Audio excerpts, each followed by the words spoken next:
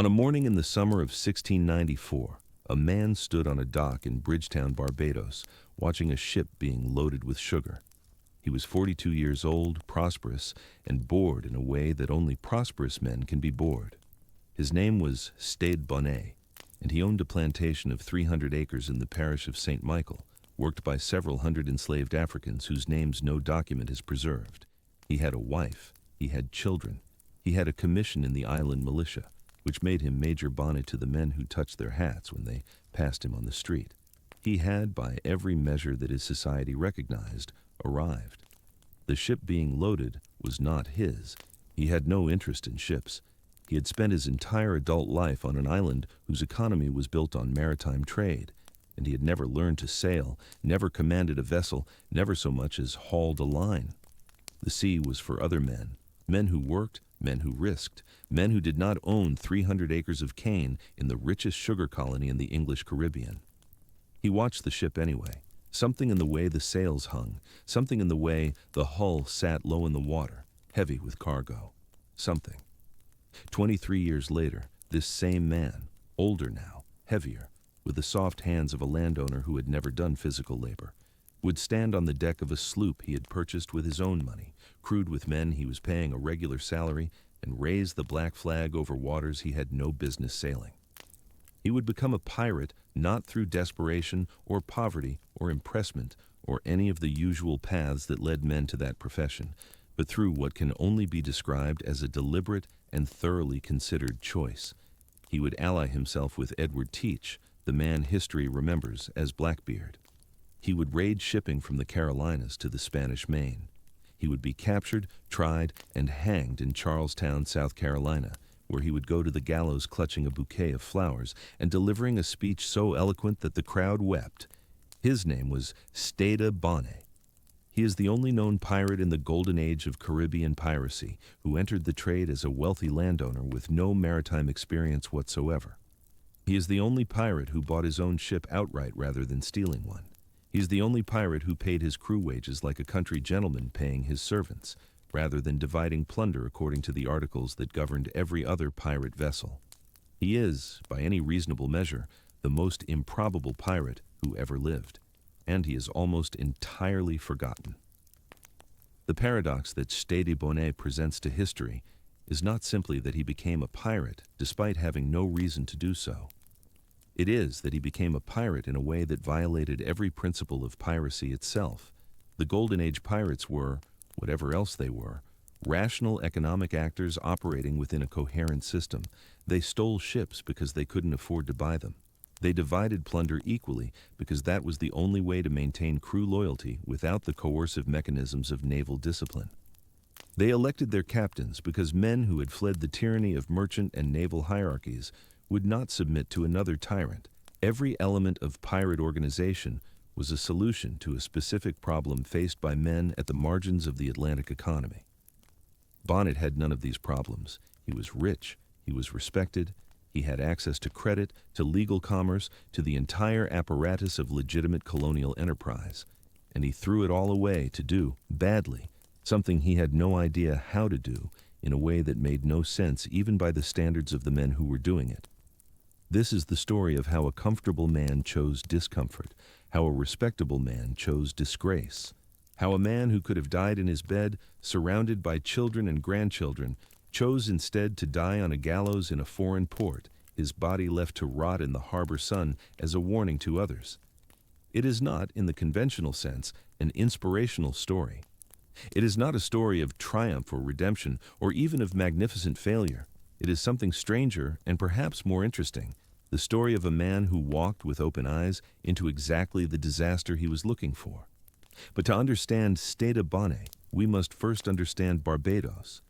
And to understand Barbados in the late 17th century, we must understand what sugar did to that island and to the men who owned it. The sources for Stede Bonnet's life are frustratingly thin in exactly the places where we most want them to be thick. His early years, childhood, education, marriage, the decades of plantation management left almost no documentary trace. What we know of his origins comes primarily from Captain Charles Johnson's A General History of the Pirates, published in 1724, just 6 years after Bonnet's execution.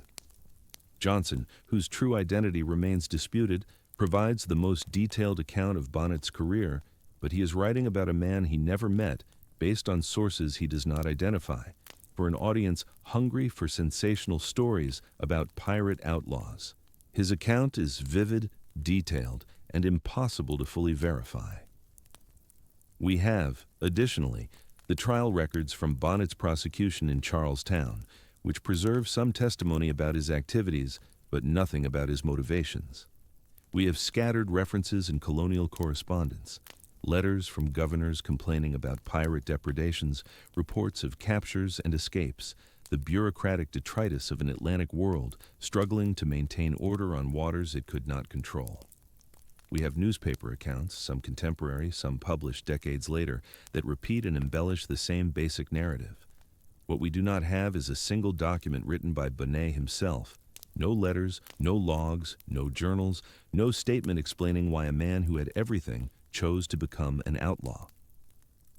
We have only what others said about him, and what others said was filtered through their own incomprehension. Captain Johnson, writing for a London readership, described Bonnet as suffering from a disorder in his mind, brought on by some discomforts he found in a married state. This diagnosis, madness induced by an unhappy marriage, has been repeated in nearly every account since. It may even be true. But it is worth noting that Johnson could not imagine any other explanation for behavior that violated every assumption about rational self-interest. When a man acts against his own apparent welfare, the easiest explanation is always madness. We will work with what we have. The outline of events is clear enough. The interior life of the man who lived them remains, as it does for most historical figures, a matter of reconstruction and speculation. We can say what he did. We can only guess at why. Barbados in the 1690s was the jewel of the English Caribbean, and it was a jewel built on bones. The island is small, 21 miles long, 14 miles wide, roughly the size of the Isle of Wight or a medium-sized American county. It sits at the eastern edge of the Caribbean archipelago, pushed out into the Atlantic like a sentinel, or an afterthought, far enough from the other islands that it catches the trade winds first and hardest. When English settlers arrived in 1627, they found an island covered in forest, uninhabited, fertile in a way that the rocky soil of New England would never be. Within 20 years, they had cut down the forest. Within 40, they had transformed Barbados into the most valuable agricultural colony in the English-speaking world. The transformation was called the Sugar Revolution, and it deserves the name. Sugar was not merely profitable. It was a different order of profitability than anything European colonists had previously encountered. An acre of sugar cane, properly cultivated and processed, could produce more wealth than 10 acres of tobacco, 20 acres of cotton, 100 acres of English wheat. The mathematics were irresistible. Planters who had arrived hoping to grow a variety of crops found themselves drawn, as if by gravity, into sugar monoculture. The island was small, and sugar was hungry. By 1680, almost every acre of arable land in Barbados was planted in cane. But sugar demanded what tobacco and cotton did not: massive capital investment and massive labor.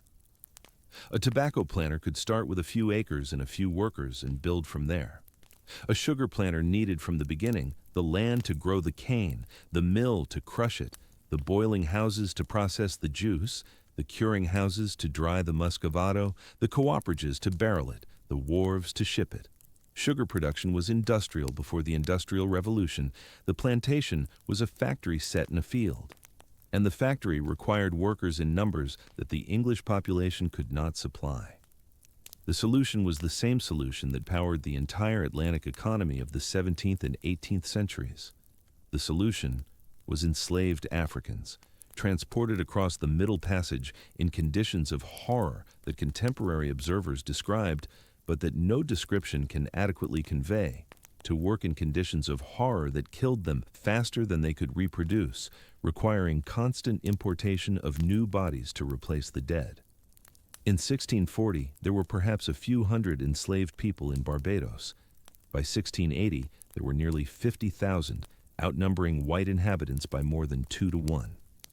By the time Stede Bonnet was born, the ratio was closer to 4 to 1.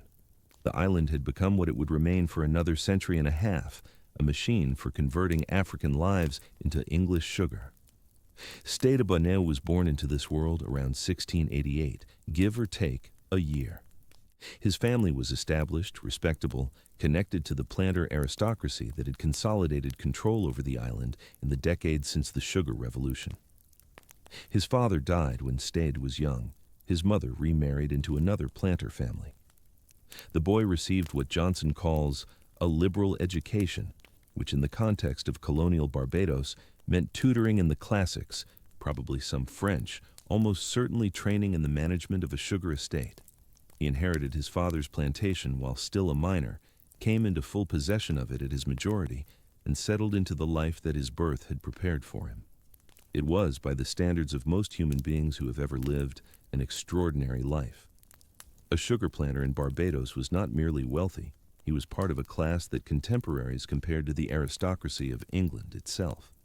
The great planters lived in houses that would not have been out of place in the English countryside, stone-built, multi-storied, surrounded by gardens that reproduced, as far as the climate allowed, the aesthetic of a gentleman's estate. They sent their sons to England for education when they could afford it. They imported furniture, clothing, wine, books, all the material markers of civilization across 3,000 miles of ocean. They held offices in the island militia, sat on parish vestries, served in the colonial assembly. They were, within their small world, the ruling class. And ruling was what they did. The relationship between a Barbadian planter and the hundreds of enslaved people who worked his land was not merely economic. It was absolute. The planter held the power of life and death. He could, within broad limits set by colonial law, punish as he saw fit, sell families apart, work people literally to death, and replace them with new purchases from the slave ships that arrived in Bridgetown Harbor with horrible regularity. The average lifespan of an enslaved African arriving in Barbados in this period was 7 years. The work was that brutal. The conditions were that lethal, and the profits were that large. This is the world that Stede Bonnet occupied for the first 4 decades of his life. The soft hands, the commission in the militia, the respectable marriage to a woman named Mary, whose maiden name no record has preserved. All of this was built on a foundation of mass death that the planter class did not speak of as mass death, that they spoke of instead as property, as labor, as the natural order of things. To be a sugar planter in Barbados was to be complicit in one of the most brutal systems of human exploitation ever devised. It was also, and at the same time, to be a gentleman. Whether Bonnet felt this contradiction, we cannot know. The sources do not record his views on slavery, on the morality of the trade that made him rich, on any of the questions that a modern observer might ask. What we can say is that he lived within the system for 40 years, apparently without visible protest, and then he left it in the most dramatic way imaginable. The day Stede Bonnet walked away from Barbados has no exact date in the records. It happened sometime in the early months of 1717, when Bonnet was around 40 years old. What we know is this: he purchased a sloop. He armed it with 10 guns. He crewed it with approximately 70 men, and he sailed away from everything he had ever known. The purchase itself was extraordinary. No pirate bought a ship. The entire economic logic of piracy was that you took ships, you did not buy them. A pirate career typically began with a small vessel, a canoe, a periagua, something that could be paddled or rowed by a handful of men, used to capture something larger, which was used in turn to capture something larger still, until you had a vessel capable of taking on merchant shipping. This was the pattern. Moses Butterworth, William Kidd before his privateering commission, every petty pirate who rose to command a substantial crew, they all began with theft because they had to. The men who became pirates had nothing. That was why they became pirates. Bonnet had money. He could have invested in the legitimate maritime trade. He could have purchased shares in merchant voyages, collected dividends while other men took the risks. He could have, and this is what makes his choice so baffling, simply remained in Barbados where everything was already his. Instead, he bought a ship. He named it the Revenge. The name was the only thing about the enterprise that suggested competence, because Bonnet did not know how to sail the Revenge. He had spent his entire life on an island where maritime commerce was the foundation of everything, and he had never learned the skills that commerce required. He could not navigate by the stars. He could not read a chart. He could not give intelligent orders about sail trim or tacking or wearing ship. The things that a captain needed to know, he did not know. This should have been fatal. The Atlantic was not forgiving of incompetence. Ships that were poorly handled went aground, ran into storms they should have avoided, failed to find their intended ports. A captain who could not command was a captain who would get his crew killed, and the crew knew it. The first law of shipboard life, on naval and merchant vessels alike, was that the captain's authority rested on his competence. A captain who gave stupid orders would be questioned. A captain who consistently gave stupid orders would be ignored. A captain who was manifestly unfit for command would, in extreme circumstances, be removed. Mutiny was the ultimate sanction against incompetence, and the Atlantic had seen plenty of it. Bonnet solved this problem the way he had solved the problem of not having a ship, with money. He paid his crew, not shares in future plunder, which was how every other pirate vessel operated, but fixed wages, like servants or employees. The men who sailed with Bonnet were not partners in a criminal enterprise. They were hired hands, taking a salary from a wealthy man who happened to be committing crimes. This arrangement was without precedent in the annals of piracy. It was also, in a strange way, more honest than the traditional model. Bonnet was not pretending to be something he wasn't. He was a rich man playing at piracy, and he was paying for the privilege. Whether the crew respected him is harder to determine. Johnson suggests they did not, that they followed his orders because he paid them, not because they believed in his leadership. This seems plausible. A plantation owner with soft hands and no sea experience, giving orders on a sloop full of men who had spent their lives on the water, must have been an absurd figure. The Revenge was a floating paradox, a pirate vessel that operated like a household, commanded by a gentleman who gave orders he did not understand to men who understood them perfectly and obeyed anyway because the money was good. And yet, it worked. For a time. The Revenge sailed north from Barbados in the spring of 1717, entering the same waters where Edward Teach and Benjamin Hornigold and a dozen other pirate captains were operating. Within weeks, Bonnet had taken prizes, merchant vessels captured, plundered, and released or burned, according to the logic of the moment. The details of these early cruises are sketchy, but the pattern is clear enough. Bonnet was learning on the job, making mistakes that a more experienced captain would not have made, but somehow surviving them. The Revenge was fast enough to catch merchantmen, well armed enough to intimidate them into surrender, and Bonnet was lucky enough, or his crew was competent enough, to avoid the disasters that his inexperience should have caused. He operated off the Virginia Capes, the Carolina coast, the waters where the Atlantic trade routes converged and where a predator with patience could find prey. The colonial newspapers began to note his presence. Merchant captains reported being stopped by a pirate sloop of 10 guns commanded by one Bonnet, said to be a gentleman of Barbados. The word gentleman appears in the accounts like a refrain, marking Bonnet as something different from the ordinary run of sea robbers. Here was a man who should not have been doing this. Here was a man who did it anyway. What was he thinking? What did he imagine he was doing? The sources offer one explanation, and it is the explanation that is stuck. His marriage was unhappy. Johnson writes that Bonnet suffered from some discomforts he found in a married state, and that these discomforts produced a disorder in his mind. Later writers have elaborated on this theme, imagining a nagging wife, domestic misery, the slow strangulation of a man trapped in a life he could not escape. It is a satisfying narrative because it makes psychological sense. A man who has everything material but nothing emotional might well seek meaning elsewhere. The pirate ship becomes a fantasy of freedom, escape from the plantation, from the wife, from the children, from the entire weight of respectability. But we should be careful about accepting this explanation too readily. It is, after all, the kind of story that men have always told about other men who behaved inexplicably. The wife drove him to it. The woman was impossible. Anyone would have done the same. These narratives serve a function. They preserve the assumption that men act rationally, that there must be a cause for every effect, that no one throws away everything for nothing.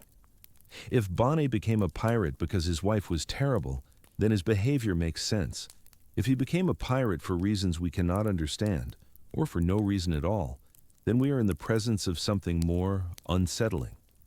What if Stede Bonnet simply wanted to be a pirate, not because he was unhappy, not because he was mad, not because anything drove him to it, but because something in him looked at the life he had been given, the plantation, the slaves, the wife, the children, the endless routine of sugar and shipping, and found it insufficient, because something in him wanted to stand on the deck of a ship under a black flag and take what he wanted from passing vessels, because something in him, some hunger that no amount of sugar money could satisfy, needed the thing that only piracy could provide, the feeling of being outside the law, outside society, outside everything that had made him who he was.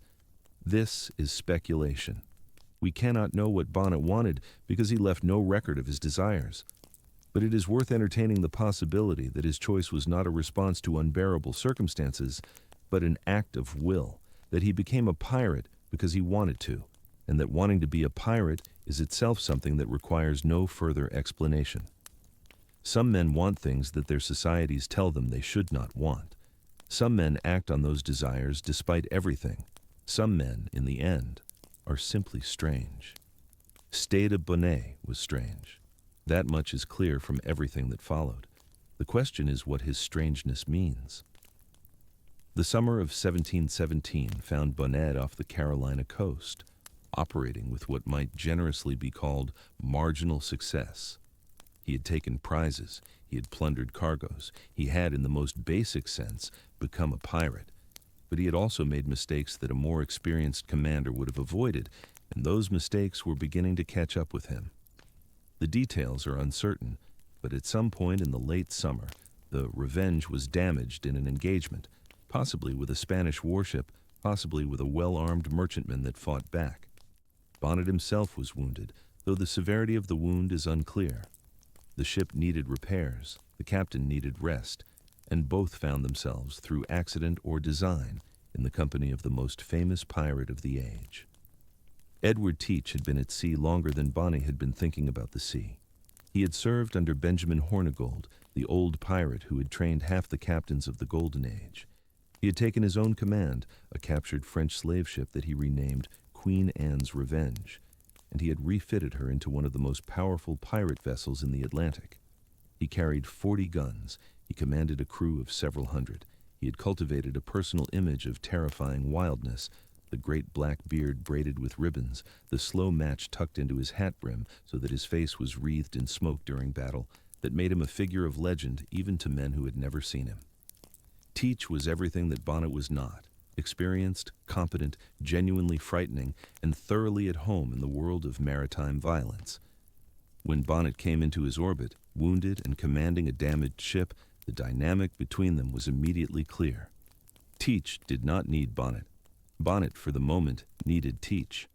What happened next is described variously in the sources, but the outlines are consistent. Teach, recognizing that Bonnet was useless as a sea captain, took effective command of the Revenge. He installed his own officer, a man named Richards, as the actual commander, reducing Bonnet to a passenger on his own ship. The gentleman pirate, who had bought his way into the profession and paid wages like a country estate paying gardeners, found himself sidelined by a man who had earned his position through violence and competence. This was humiliating. It was also, in its way, entirely rational. Teach was consolidating control over the small pirate fleet that had gathered around him. A ship was a ship, regardless of who had paid for it, and a captain who could not command was not a captain at all. He was a liability, a man whose incompetence endangered everyone aboard. By removing Bonnet from command, Teach was solving a problem. The fact that the problem was Bonnet's wounded pride was, from Teach's perspective, irrelevant. Bonnet apparently accepted the arrangement, at least temporarily. What choice did he have? He was wounded, his ship was damaged, and he was surrounded by men who followed Teach rather than him. The wages he paid meant nothing in this context. Money was power only when it could buy obedience, and the men who sailed with Teach obeyed. Teach because Teach had proven himself 100 times over. Bonnet had proven nothing except that he had money. For several months, the Revenge sailed as part of Teach's squadron. Bonnet traveled aboard Queen Anne's Revenge as something between a guest and a prisoner, treated politely enough, but stripped of all authority. The plantation owner who had fled Barbados to escape the confines of respectability found himself confined in a different way, not by social expectation, but by his own incompetence. He had wanted freedom. He'd found only a more dramatic form of dependence. What did he feel during those months? Shame, probably. Frustration. Perhaps a growing recognition that the fantasy he had pursued was exactly that, a fantasy built on an idea of piracy that had nothing to do with its reality. The sea was not kind to men who did not know her. The pirate community was not kind to men who could not contribute.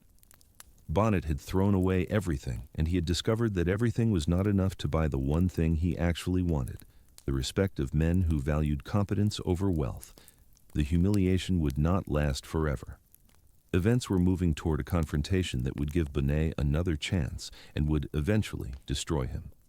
But for now, in the autumn of 1717, he was a gentleman without a command, a pirate without a ship, a man who had bought his way into a world that did not want him. The Revenge sailed on without him. The coast of Carolina stretched to the west, its inlets and harbors full of the merchant vessels that made it worth plundering. Somewhere ahead in the waters off Charlestown, the story was preparing to take its next turn. The sea, as always, did not care what any of them wanted. It only carried them where they were going. The blockade of Charlestown in May of 1718 remains one of the most audacious acts of piracy in American colonial history. Not because of its violence, there were bloodier episodes before and after, but because of its sheer impudence. Blackbeard sailed into the harbor of one of the wealthiest ports in British North America, anchored his ships within sight of the town, and proceeded to hold the entire city hostage for nearly a week. Ships attempting to enter or leave were seized, prisoners were taken, including several prominent citizens, and the demand, when it came, was not for gold or silver or any of the usual prizes of maritime robbery. Blackbeard wanted medicine. The request was probably practical. Venereal disease was endemic among pirate crews, and mercury-based treatments were the standard remedy of the era. A fleet that had been operating continuously for months would have accumulated infections the way a ship accumulates barnacles, but the symbolism of the demand went beyond its practical necessity. Blackbeard was treating Charlestown, a colonial capital, a seat of British authority, a place with courts and churches and the full apparatus of civilization, as though it were nothing more than a supply depot. He was not raiding, he was requisitioning. The town capitulated. What else could it do? The garrison was inadequate, the harbor defenses were minimal, and the pirates held hostages whose families had influence. A chest of medicine was assembled and delivered. The hostages were released, stripped of their valuables but otherwise unharmed. Blackbeard sailed away, having demonstrated that the entire apparatus of colonial authority was, when tested, remarkably fragile. Bonnet was present for none of this, or rather, he was present but invisible. He had spent the month since Teach's takeover in a kind of suspended animation, stripped of command, carried along by events he could not influence. The sources suggest he remained aboard the Queen Anne's Revenge during this period, treated with the formal courtesy due a gentleman but exercising no authority whatsoever. He was a passenger on his own expedition, a man who had commissioned a voyage and then been relegated to watching it from the sidelines. What changed after Charlestown was the result of Blackbeard's own calculations, not any assertion of independence by Bonnet. Teach had decided to seek a pardon. This requires explanation. The year 1718 was a pivotal moment in the history of Atlantic piracy, and the pivot was a piece of paper. King George IV had issued a proclamation offering amnesty to any pirate who surrendered before September 5, 1718. The terms were generous, full pardon for all acts of piracy committed before January 5th of that year, with no requirement to return stolen goods or face prosecution. It was, in effect, an invitation to retire, to take whatever one had accumulated and return to legitimate society, debts canceled, crimes forgiven. The proclamation was a response to the scale of the problem. By 1718, piracy in the Atlantic had reached a level that threatened the entire structure of colonial commerce. Insurance rates had spiked, trade routes had become gambling exercises, and the Royal Navy, still recovering from the War of Spanish Succession and stretched thin across a global empire, could not be everywhere at once. The pardon was cheaper than naval patrols. It was also, crucially, effective. Hundreds of pirates accepted the terms, including some of the most notorious figures of the era. Blackbeard's decision to seek a pardon was entirely characteristic. He was a pragmatist beneath the theatrical surface, a man who understood that careers in piracy ended in one of only a few ways: capture, death, or retirement. The pardon offered a controlled exit. He could keep his accumulated wealth, settle somewhere comfortable, and spend his remaining years as a respectable citizen, or at least a citizen whom no one could legally prosecute for his past. The execution of this plan, however, was characteristically ruthless. Before presenting himself for pardon, Teach needed to reduce his exposure. A large fleet and a large crew meant divided profits and increased risk. Better to consolidate, to reduce the number of men who had claims on the accumulated plunder, and to enter retirement with a manageable fortune, rather than a diluted one. What followed was a calculated betrayal. Near Beaufort Inlet on the coast of North Carolina, Teach ran the Queen Anne's Revenge aground. He then transferred most of the treasure and a select crew to a smaller vessel, leaving the bulk of his men stranded on a sandbar with no ship and no provisions. When the stranded pirates eventually made their way to shore, they found that their captain had vanished, and so had nearly everything they had risked their lives to acquire. This was piracy's dirty secret, the reality that the romantic narratives never quite acknowledge. The Brotherhood of the Sea was real, but it was also conditional. When it served a captain's interests to betray his crew, that betrayal was as much a part of the profession as the boarding and the plundering. Teach had calculated that the men he abandoned were unlikely to pursue him, and that even if they did, he would have the protection of a royal pardon before they could catch up. He was probably right on both counts. And Bonnet? Bonnet was not among those abandoned on the sandbar. Teach returned him to the Revenge, which had sailed separately from the main fleet and had not been run aground.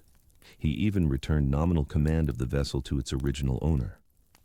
On the surface, this looked like an act of restitution, Teach making amends for having commandeered Bonnet's ship in the first place. It was nothing of the kind. The Revenge had been stripped during its time under Teach's control. The crew that sailed her were Teach's men, not Bonnet's, and the timing was precise. Teach returned the ship to Bonnet just as Teach himself was preparing to seek a pardon, which meant that any piracies committed by the Revenge from that point forward would be Bonnet's legal responsibility, not Teach's. The gentleman pirate had been handed back his ship the way one might hand a child a broken toy, with a smile that concealed how little value remained in the gift. Bonnet, remarkably, seems to have accepted this arrangement without fully understanding it. He took possession of the Revenge, gathered such men as were willing to follow him, and prepared to continue his piratical career. Teach sailed north to Bathtown, presented himself to Governor Eden, and received his pardon. Within weeks, the most fearsome pirate in American waters had become a respectable citizen of North Carolina, complete with a house and a plantation, and, if the accounts can be trusted, a young wife. This was the first transformation, and it would not last. Teach would return to piracy within months, would be hunted down by Lieutenant Robert Maynard of the Royal Navy, and would die in a boarding action off Ocracoke Island in November of 1718, his head hung from the bowsprit of Maynard's sloop. But that is another story, or rather, the same story told from a different angle. The story we are following is Bonnet's, and Bonnet in the summer of 1718 was a man who had been given a second chance at exactly the thing he had already proven he could not do. The period immediately following Bonnet's separation from Blackbeard is perhaps the strangest chapter in an already strange career. He sailed north to Bathtown, the same port where Teach had received his pardon, and presented himself to Governor Eden with the intention of accepting the same amnesty. The gesture was received, the pardon was granted, and for a brief moment, Stede Bonnet was once again a free man. He had committed acts of piracy across hundreds of miles of coastline, had consorted with the most notorious outlaw of the age, and had somehow emerged with a clean legal slate and his life intact. What happened next defies easy explanation. Instead of returning to Barbados, instead of settling into some quiet retirement as a reformed sinner, Bonnet immediately resumed piracy. He changed the name of the Revenge to the Royal James, adopted the alias Captain Thomas to provide thin legal cover, and sailed back out to sea to do exactly what he had been pardoned for doing. The sources offer various explanations, none of them fully satisfying.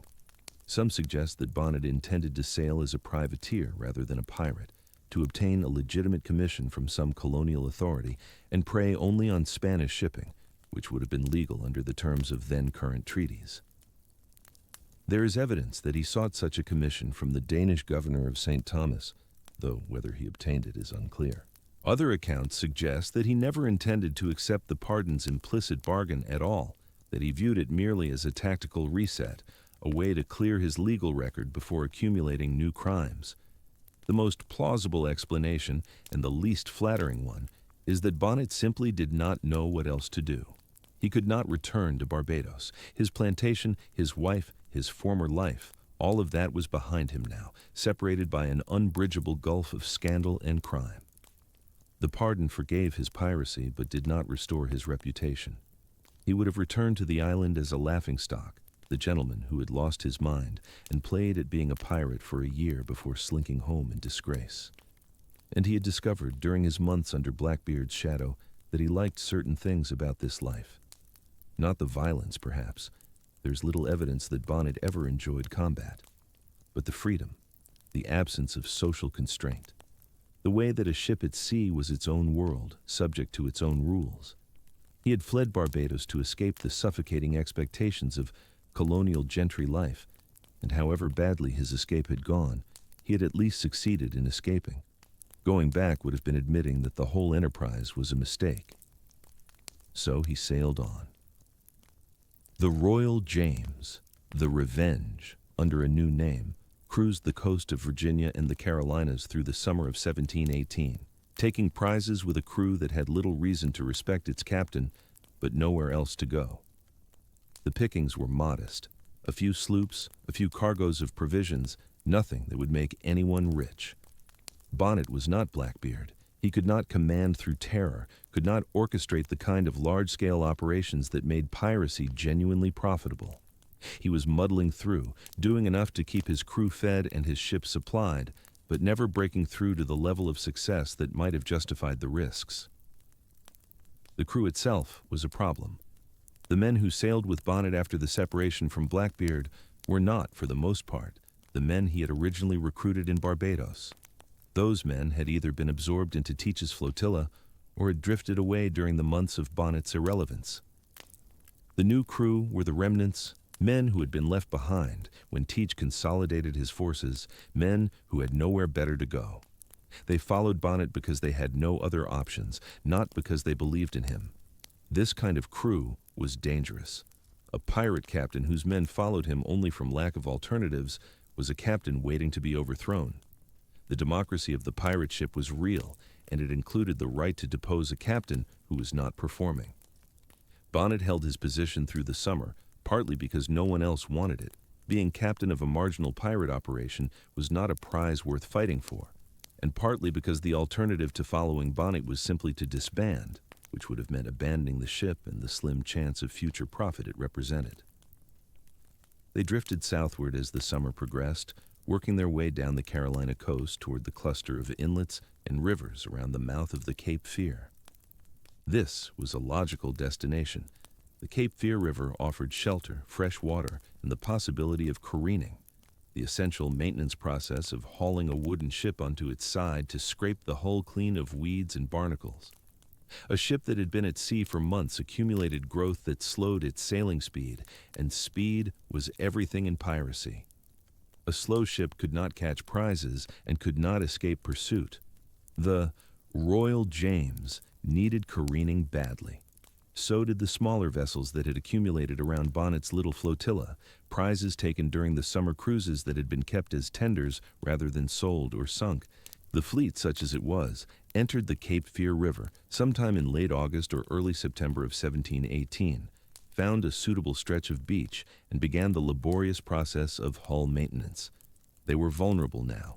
A ship hauled onto its side for careening was a ship that could not fight or flee.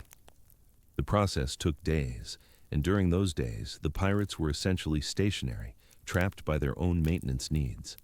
Bonnet had posted lookouts at the river mouth, but lookouts could only warn. They could not prevent an attack from arriving. The colonial authorities had been tracking Bonnet's movements with increasing attention. Governor Robert Johnson of South Carolina had particular reason to take an interest. The blockade of Charlestown was still fresh in memory, and though Blackbeard had been the primary author of that humiliation, Bonnet had been present. More immediately, Bonnet's continued piracies after accepting the royal pardon had made him a special kind of outlaw, a man who had been offered forgiveness and had spat on it. Johnson dispatched an expedition. The commander was Colonel William Rhett, a wealthy Charleston merchant and militia officer who had been granted authority to hunt pirates in Carolina waters. Rhett was not a naval officer in the professional sense, but he was competent, well-funded, and determined. He sailed from Charlestown in early September with 2 sloops, the Henry and the Sea Nymph, carrying approximately 130 men between them. What followed was not a chase, but a convergence. Rhett's expedition sailed southward along the coast, looking for pirates, but not necessarily expecting to find Bonnet specifically. They encountered some of Bonnet's crew at the mouth of the Cape Fear, which revealed that their quarry was trapped upriver. The trap was sprung almost by accident. The approach was complicated by the same geography that had attracted Bonnet in the first place. The Cape Fear river mouth was shallow, treacherous, full of sandbars that shifted with the tides. Rhett's sloops drew too much water to navigate safely at low tide. They had to wait, anchoring offshore while they planned their assault, and the tide did its slow work. Bonnet's lookouts reported the arrival of the colonial vessels. Now the pirates faced a choice: attempt to flee past the enemy sloops and escape to sea, or prepare to fight. Flight was risky. It would require sailing past Rhett's guns in vessels that were not fully restored to fighting trim. But fighting was worse. Bonnet's flotilla was outmanned and outgunned. The Royal James was larger than either of Rhett's sloops individually, but not larger than both together, and Bonnet's crew was smaller than Rhett's combined force. Bonnet chose to wait. Perhaps he hoped that Rhett would give up and leave. Perhaps he hoped for some shift in circumstances that would give him an advantage. Perhaps he simply could not decide, and his indecision made the decision for him.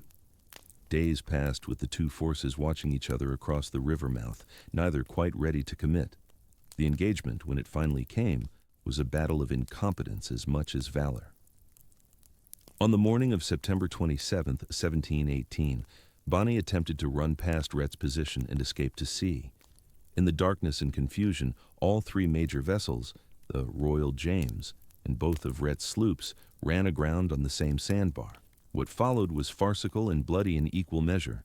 The ships sat canted on the sand, unable to move, close enough to fire on each other but unable to maneuver. The angle of the grounding favored Rhett's vessels at first. They heeled away from the pirates, shielding their decks behind their tilted hulls, while the Royal James heeled toward the enemy, exposing her crew to murderous fire. For hours, the 2 sides traded shots across a few hundred yards of shallow water, the pirates dying in numbers while the colonial militia crouched behind their improvised wooden shields. The tide turned, literally. As the water rose, Rhett's sloops floated free first. The Royal James remained stuck for a few minutes longer, long enough for the colonial vessels to bring their guns to bear on a target that could not flee. Bonnet's situation went from bad to hopeless. He had a choice now: fight to the death or surrender. Some of his crew wanted to blow up the ship rather than submit to capture and the certain execution that would follow. The powder magazine was accessible. A single match would have ended the story right there, in a burst of flame and smoke and scattered timber. Bonnet refused. Perhaps he lacked the courage for self-destruction. Perhaps he still harbored some faint hope of escape or pardon. Perhaps, in that final moment, he discovered that he wanted to live more than he wanted to preserve his dignity. He struck his colors and surrendered the Royal James to Colonel William Rhett. Approximately 30 pirates were taken prisoner, Bonnet among them. They were transported to Charlestown in chains, the gentleman pirate returning to the city he had helped terrorize just months before. The cells beneath the exchange building, the same building where merchants counted their profits and magistrates administered justice, would be his residence for the weeks to come. The trial was inevitable, and its outcome was never in doubt. But trials require time, and time in the autumn of 1718 moved slowly. Bonnet had weeks to contemplate his position, to compose petitions and protestations, to discover whether any of the connections of his former life might be leveraged to save his current one. He was not without resources, even now. He could write letters, and he did. Letters to the governor, to prominent citizens, to anyone who might intercede. His penmanship was good, his rhetoric was polished, and his basic argument was not unreasonable. He was a gentleman, a man of property and education, temporarily led astray by circumstances he did not fully control. Blackbeard had dominated him. The pardon should have been honored. Mercy was appropriate for a man of his standing. The letters reveal something important about Bonnet's self-understanding, even at this terminal stage. He still thought of himself as fundamentally different from the common pirates who surrounded him in the Charleston cells. He was a gentleman who had made mistakes, not a criminal by nature. The distinction mattered to him, even though it meant nothing to the law. The law, in 1718, did not distinguish between gentlemen pirates and common ones. The crime was the same regardless of the criminal's origins. The punishment was the same regardless of their penmanship. Outside the cell walls, the apparatus of colonial justice was preparing to do its work. The Vice Admiralty Court would convene, the charges would be read, the evidence would be presented. And somewhere at the end of that process, at the end of the long, strange journey from Barbados to the gallows, the gentleman pirate would discover the final cost of his midlife rebellion. The Cape Fear River flowed on toward the sea, carrying the same water it had carried when Bonnet's ship sat trapped upon its sandbars. The tides still rose and fell. The sandbars still shifted with each cycle. The river did not remember the battle fought upon its surface, did not record the names of the men who had died there. It only moved as water always moves, following gravity toward the ocean that waited to receive it. The trial of Stede Bonnet opened on October 28, 1718, in Charlestown, South Carolina. The courtroom was crowded. Trials for piracy were not uncommon in the colonial period, but this one drew unusual attention. The defendant was not an illiterate sailor pressed into service, not a desperate man with nothing to lose. He was a plantation owner, a magistrate, a man who had sat on the other side of judicial proceedings, who understood the forms and rituals now being deployed against him. The citizens of Charlestown came to see what such a man looked like when the law he had once administered was turned upon him. Judge Nicholas Trott presided. Trott was a difficult man, learned, severe, possessed of an ego that his contemporaries found excessive and his enemies found intolerable. He had compiled one of the first comprehensive codes of colonial law and was proud of his legal scholarship. He was also deeply hostile to piracy, which had disrupted the commerce of his colony and threatened the prosperity upon which his own position depended. Trott was not a hanging judge in the crude sense. He observed procedural formalities with care, and the trial he ran would be recognizable to any modern lawyer as a genuine legal proceeding. But his sympathies were clear.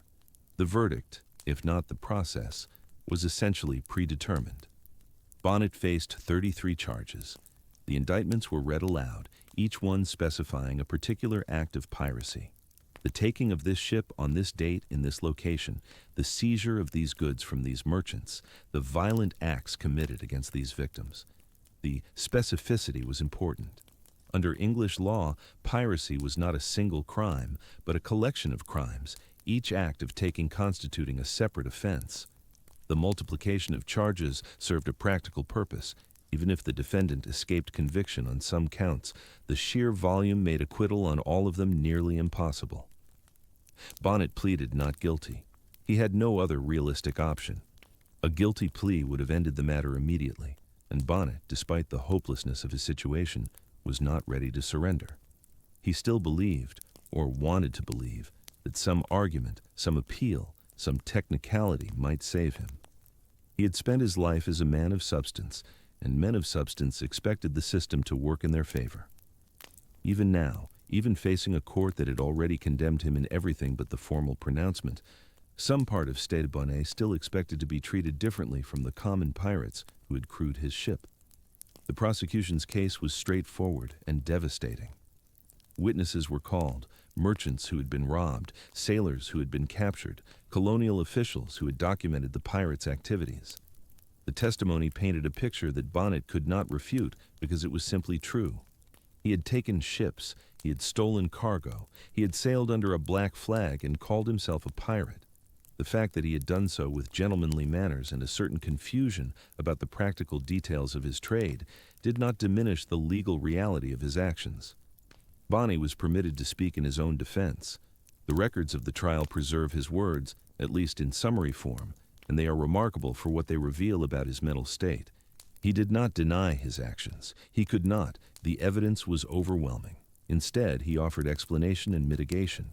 He spoke of Blackbeard's influence, of how he had been manipulated and dominated by a man far more experienced in villainy than himself. He spoke of the king's pardon, which he had accepted in good faith, and of how circumstances had forced him back to piracy against his intentions. He spoke of his previous life, his standing, his education, all the markers of gentility that should, in his understanding, entitle him to different treatment than the rough men who surrounded him. The jury was unmoved. Perhaps they could not be moved by anything Bonnet said, given the evidence against him, but it is worth noting what was absent from his defense: remorse. Bonnet expressed regret for his situation, but not for his victims. He lamented the circumstances that had brought him to this pass, but not the violence he had inflicted on others. His self-pity was extensive. His empathy was not. The jury may have noticed this. Judge Trott certainly did. The verdict came quickly. Guilty on all counts. The sentence was death by hanging. This was automatic. The penalty for piracy was fixed by law, and no judge, however sympathetic, could have imposed anything else. Trott was not sympathetic. In pronouncing sentence, he delivered a lengthy speech that combined legal formality with moral condemnation. Bonnet, Trott observed, had enjoyed every advantage a man could hope for. He had been born to property and position. He had received education and opportunity. He had possessed everything necessary for a comfortable and honorable life, and he had thrown it all away for reasons that defied rational explanation. Trott's speech touched on something that has puzzled observers ever since: the question of motive. Why had Bonnet done it? The judge had theories: mental instability, domestic unhappiness, simple moral corruption, but none of them quite explained the puzzle. Men did not abandon lives of privilege for lives of crime without reason. Yet Bonnet's reasons, whatever they were, remained opaque to those who tried to understand them. Trott concluded his speech by urging the condemned man to make his peace with God, since peace with the law was now beyond his reach. Between the verdict and the execution, there was an interval. This was standard practice. Condemned prisoners were given time to prepare spiritually for death, to confess their sins, to receive whatever comfort religion could provide. Ministers visited Bonnet in his cell. They found a man in states that alternated between despair and denial. On some days, he seemed to have accepted his fate. On others, he composed frantic petitions and letters, still convinced that some intervention might save him. One escape attempt was actually made. On October 24th, before the trial concluded, Bonnet and another prisoner managed to slip out of the building where they were being held. The details are murky. Colonial jailkeeping was not the rigorous discipline it would later become, and the line between a cell and an improvised holding room was often unclear. Bonnet and his companion, a man named David Harriet, fled into the swamps outside Charlestown. They were recaptured within days. Harriet was killed during the pursuit. Bonnet was returned to his cell, his situation now considerably worse. Whatever slim hope of mercy he might have entertained had evaporated with the attempted escape. Governor Robert Johnson faced a difficult decision. There were those who urged clemency, not many, but some. Bonnet's letters had reached a few sympathetic readers. His status as a gentleman made certain colonists uncomfortable with the idea of hanging him like a common criminal. There was even a practical argument. Bonnet knew things about pirate operations, about Blackbeard's movements and intentions that might be useful to the authorities. A man who provided intelligence could reasonably expect some consideration in return. Johnson was unmoved. The problem with clemency for Bonnet was the precedent it would set. If a gentleman could pirate with impunity, trusting that his social standing would protect him from the consequences that common men faced, then the law meant nothing. The colonial government was attempting to suppress piracy through a combination of force and fear. Fear required examples. Bonnet would be an example. The fact that he was a gentleman made his execution more valuable, not less. It demonstrated that the law applied equally to all, that wealth and education provided no shield against justice. This was probably not entirely true. The colonial legal system was shot through with class privilege, and wealthy defendants routinely received treatment that poor ones did not. But the appearance of equal justice mattered, and Bonnet's execution would serve that appearance well. The date was set, December the 10th, 1718. The place was White Point, at the southern tip of the Charleston Peninsula, where the Ashley and Cooper rivers converge before emptying into the harbor. The location was chosen deliberately. Executions were public performances in the 18th century, and the gallows at White Point would be visible from the ships in the harbor and from the streets of the city. Everyone would see. Everyone was meant to see. In the days before the hanging, Bonnet's psychological state deteriorated markedly. The ministers who visited him reported a man coming apart. He wept, he begged, he composed increasingly desperate letters to Governor Johnson, promising anything, offering anything, if only his life might be spared. The letters are painful to read even now, 3 centuries later. There's nothing dignified in them, nothing of the gentleman or the officer or the man of property. Just a terrified human being who did not want to die and would say anything to avoid it. One letter is particularly striking. In it, Bonnet offers to have his arms and legs cut off rather than be hanged. He would accept any mutilation, any suffering, if it meant remaining alive. The offer was not accepted. It was not seriously considered. But its existence tells us something about the distance between the Stede Bonnet, who had sailed from Barbados 18 months earlier, and the Stede Bonnet, who awaited execution in a Charleston cell. The man who had sought adventure was now willing to live as a limbless cripple, if it meant living at all. The morning of December 10th arrived gray and cool. A crowd gathered at White Point, as crowds always gathered for executions. The spectacle drew people of all stations, merchants and tradesmen, slaves and servants, women and children.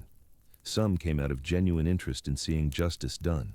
Others came for entertainment, for the visceral thrill of watching a man die. The gallows was a social event as much as a legal one, an occasion for the community to gather and witness the ultimate assertion of governmental authority over individual transgression. Bonnet was brought to the site under guard. The accounts describe him as barely able to walk, supported by the men who escorted him. He was not the dashing figure of pirate romance, not the defiant captain facing death with a sneer and a quip. He was a broken man, weeping openly, clutching a small bouquet of flowers, though why he held flowers, or who gave them to him, or what they were supposed to signify, the records do not explain. The detail is simply there, unexplained and unexplainable, one of those small human mysteries that history preserves without illuminating. The standard ritual of public execution followed. The condemned man was given a final opportunity to speak. What Bonnet said, if anything, is not recorded in detail. The ministers who had attended him reported that he prayed, that he expressed remorse, that he urged the crowd not to follow his example. These were conventional sentiments for the occasion, and whether Bonnet uttered them sincerely or simply performed what was expected of him is impossible to know. The inner life of a man about to die is not accessible to historians. The rope was placed around his neck. The platform was released. Stede Bonnet, gentleman of Barbados, former major in the island militia, owner of considerable estates and father to several children, died at the end of a hemp rope on a cool December morning in South Carolina. His body swayed in the harbor breeze while the crowd watched, then dispersed, then went about their ordinary business. By evening, he was largely forgotten, one more pirate among the many who had met the same end. His body was buried somewhere in Charleston. The exact location is unknown. and was likely unmarked. Gentlemen pirates received no better tombs than common ones. The execution of Stede Bonnet was not an isolated event.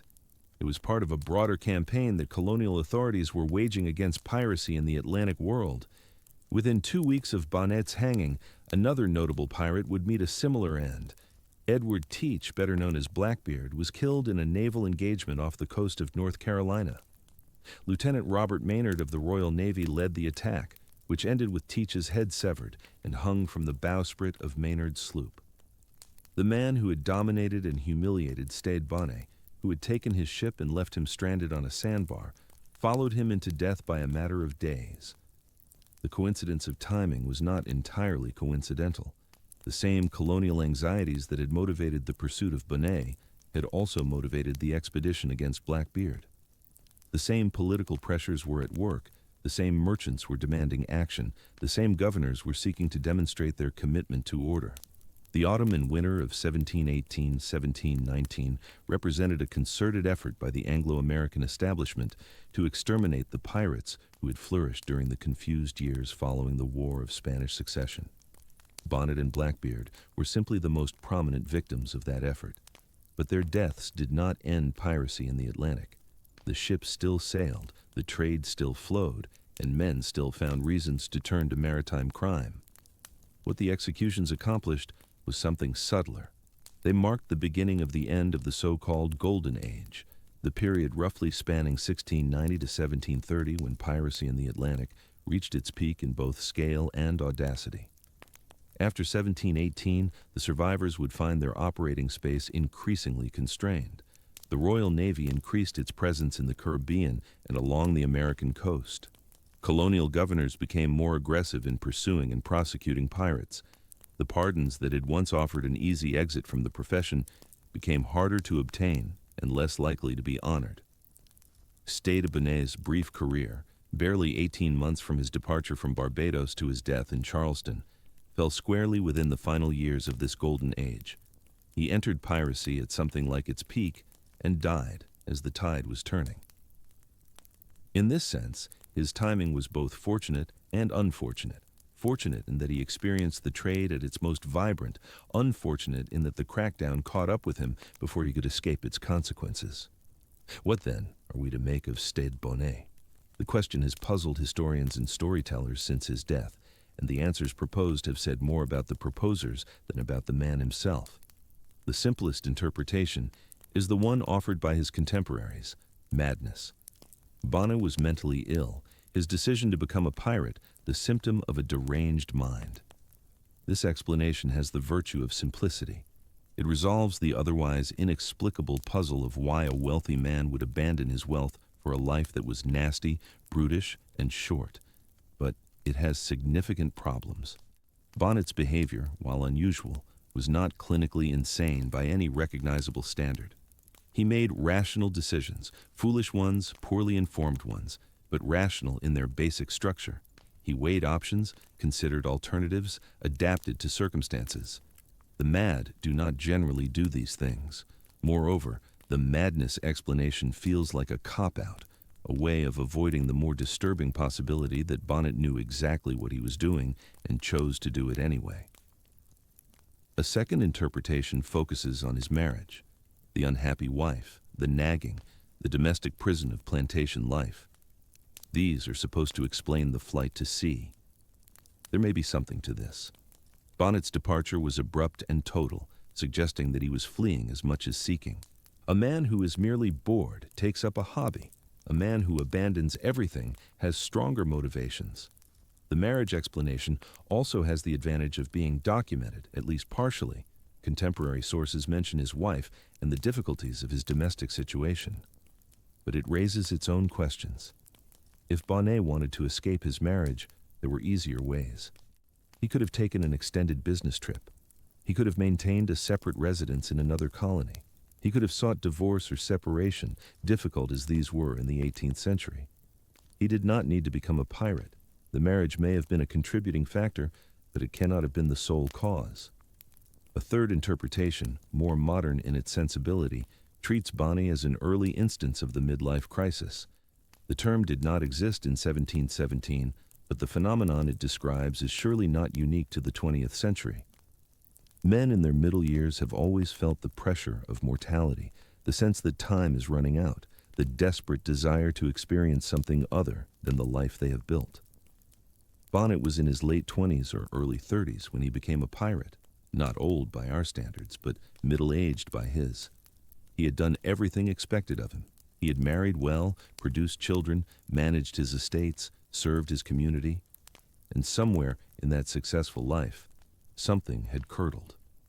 The adventure that piracy offered was not just an escape from his circumstances, but a rejection of the path he had been on, a violent assertion that there had to be more to existence than the slow accumulation of sugar profits.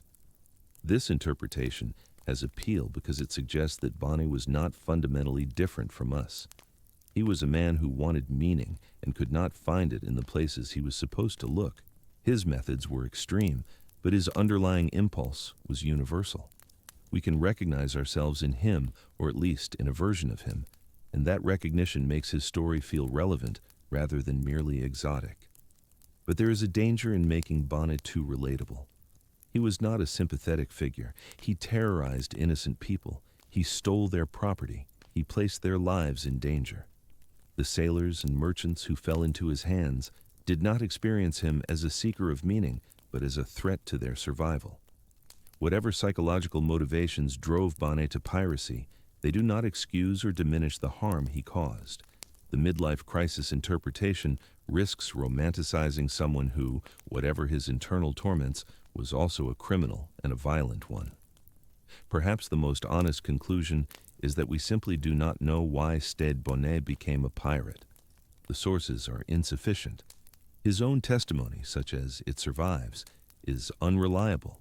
The self-justification of a man facing death is not a trustworthy guide to his earlier motivations. What we have is behavior, and behavior does not explain itself.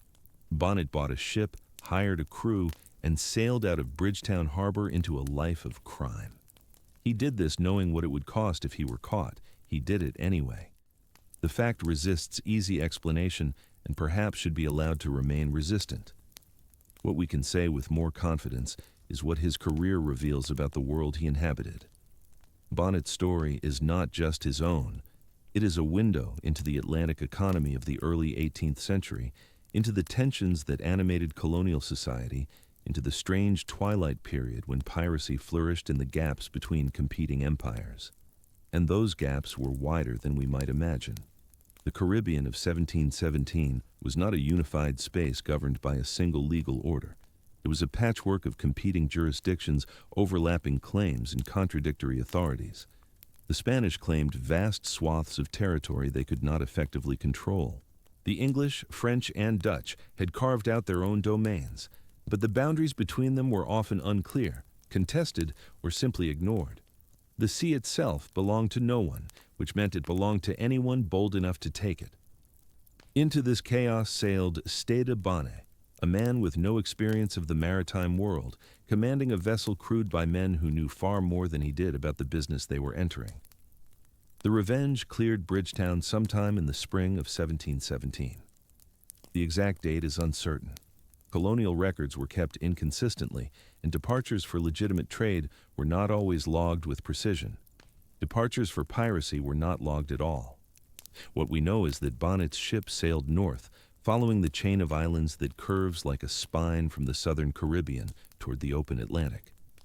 He was heading for the shipping lanes that connected the sugar colonies to their markets in Europe and North America. This was where the prey would be. His crew numbered roughly 70 men. This was a substantial company for a vessel of the Revenge's size, more than would be needed simply to sail the ship, but necessary for the work of piracy. Taking a prize required manpower. You needed men to handle your own vessel while others boarded the target. You needed enough force to intimidate resistance. You needed hands to transfer cargo, to manage prisoners, to make repairs. 70 was a reasonable number for a captain who intended to do serious business, but these 70 men presented Bonnet with his first and most persistent problem. They were sailors. He was not. They understood the sea, the weather, the thousand small decisions that kept a ship alive in hostile waters. He understood sugar cultivation. The gap between these bodies of knowledge was enormous, and it could not be concealed. A captain on a naval vessel or a merchant ship derived authority from multiple sources, from his commission or ownership certainly, but also from his demonstrated competence. The crew might resent him, but they could not deny that he knew what he was doing. Bonnet could make no such claim. Every decision he made, every order he gave, exposed his ignorance. The standard solution was to delegate. Most pirate captains relied heavily on their quartermasters and sailing masters, the officers who actually ran the ship while the captain provided strategic direction and served as the face of the enterprise. Bonnet did this too. He had no choice. But delegation has its costs. The more you defer to others, the more you signal that you are not really in charge. The crew sees this. They remember it. And when the time comes to question your leadership, they have already been given the evidence they need. For the moment, however, the Revenge sailed north without apparent incident. The first weeks of any voyage are a shakedown period, a time when the crew learns to work together and the ship reveals her peculiarities. Every vessel handles differently. Even experienced sailors need time to understand how a new ship responds to wind and wave, where her strengths and weaknesses lie. For Bonnet, this period must have been a continuous education, a crash course in seamanship conducted under conditions that did not permit failure. The Caribbean in spring is generally favorable to navigation. The hurricane season had not yet begun. The trade winds blew steadily from the northeast, pushing vessels westward and northward with reliable force. The sea was not exactly calm. The Atlantic is never calm, but it was manageable. A ship with a competent crew could make good time through these waters. The Revenge made her way past the Windward Islands, past the scattered territories of the Leewards, into the open waters that separated the island chains from the American mainland. Somewhere in these waters, Stede Bonnet took his first prize. The sources do not tell us which ship it was. They do not tell us her name, her cargo, or her captain. They do not tell us how the encounter unfolded, whether the Revenge ran her down after a chase, or came upon her suddenly, or hailed her with false colors before revealing the black flag. What the sources tell us is that Bonnet, having equipped himself for piracy, now practiced it. The transformation from planter to pirate was complete. Whatever his motivations, whatever his hesitations, whatever private doubts he may have harbored as he watched Barbados sink below the horizon, he had now committed an act that could not be undone. And here we must pause to consider what this act actually involved. The word piracy covers a range of behaviors, from the relatively bloodless seizure of an unresisting vessel to horrific violence against crews who defended their ships.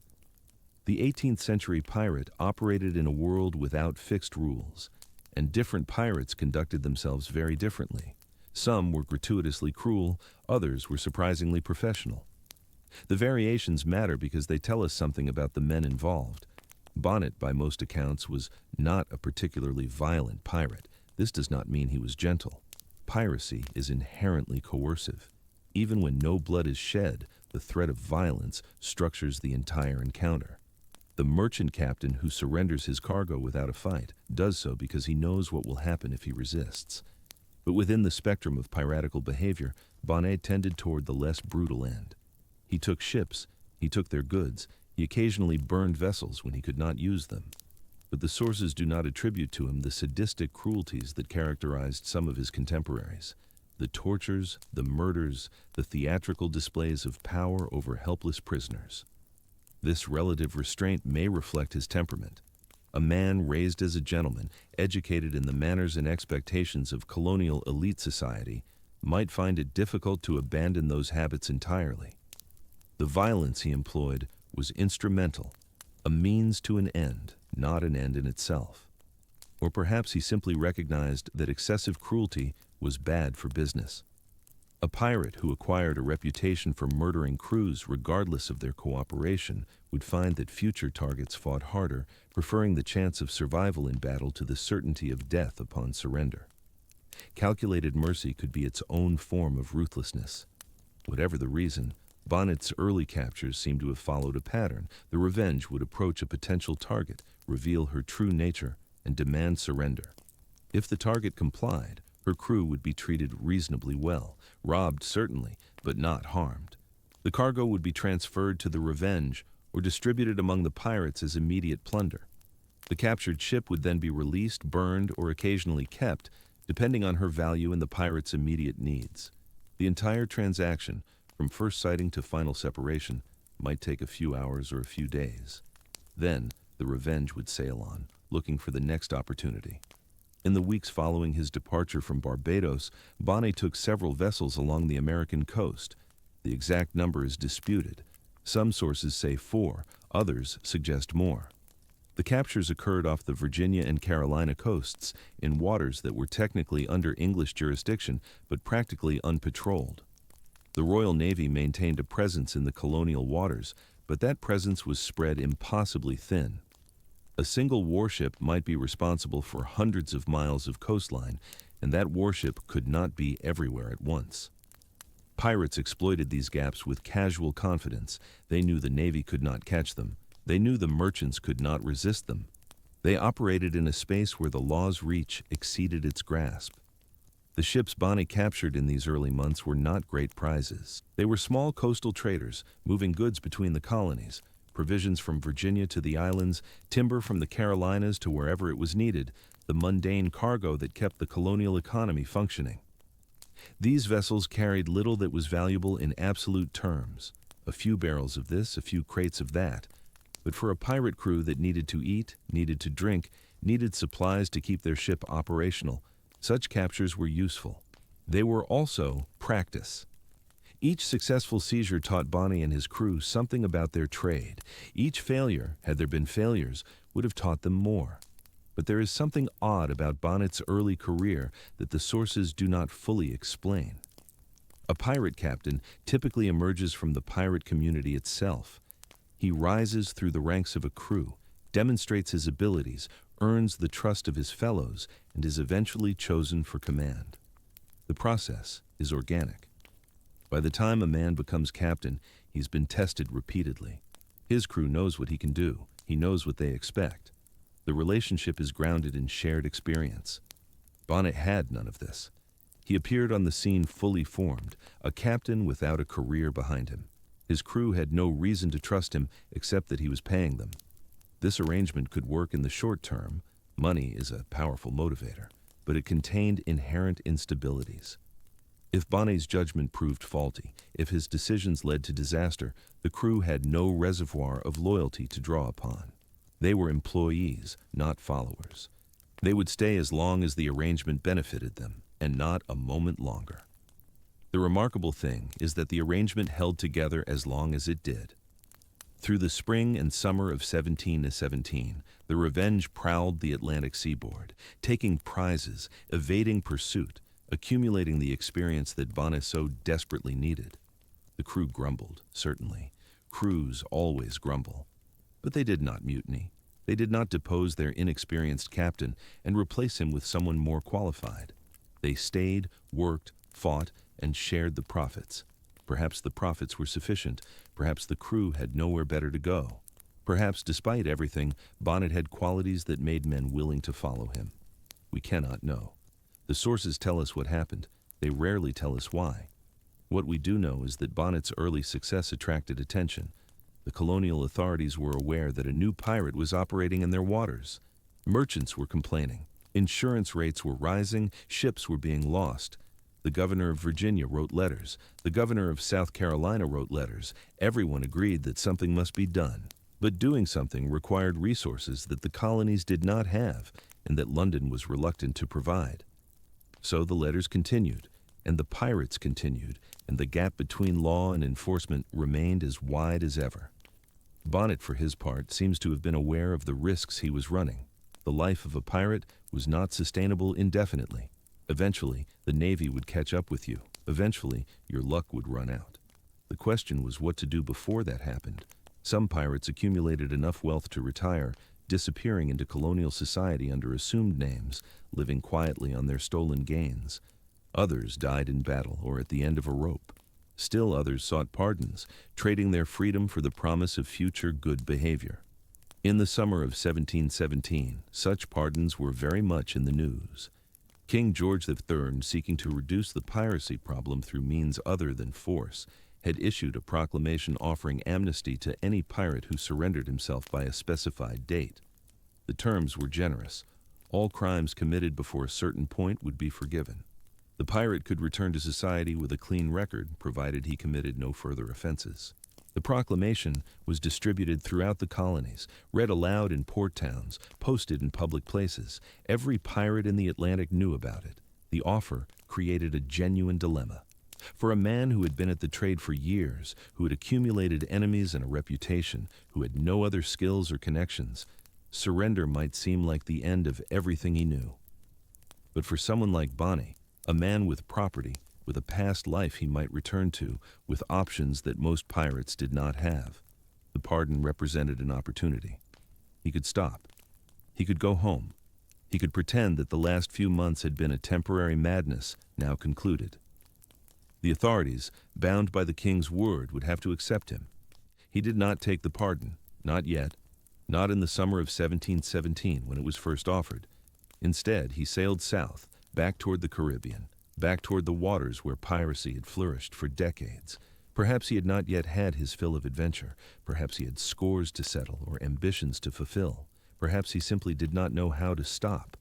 The sources do not tell us what he was thinking. They tell us only where he went. And where he went was into the path of the most famous pirate of the age.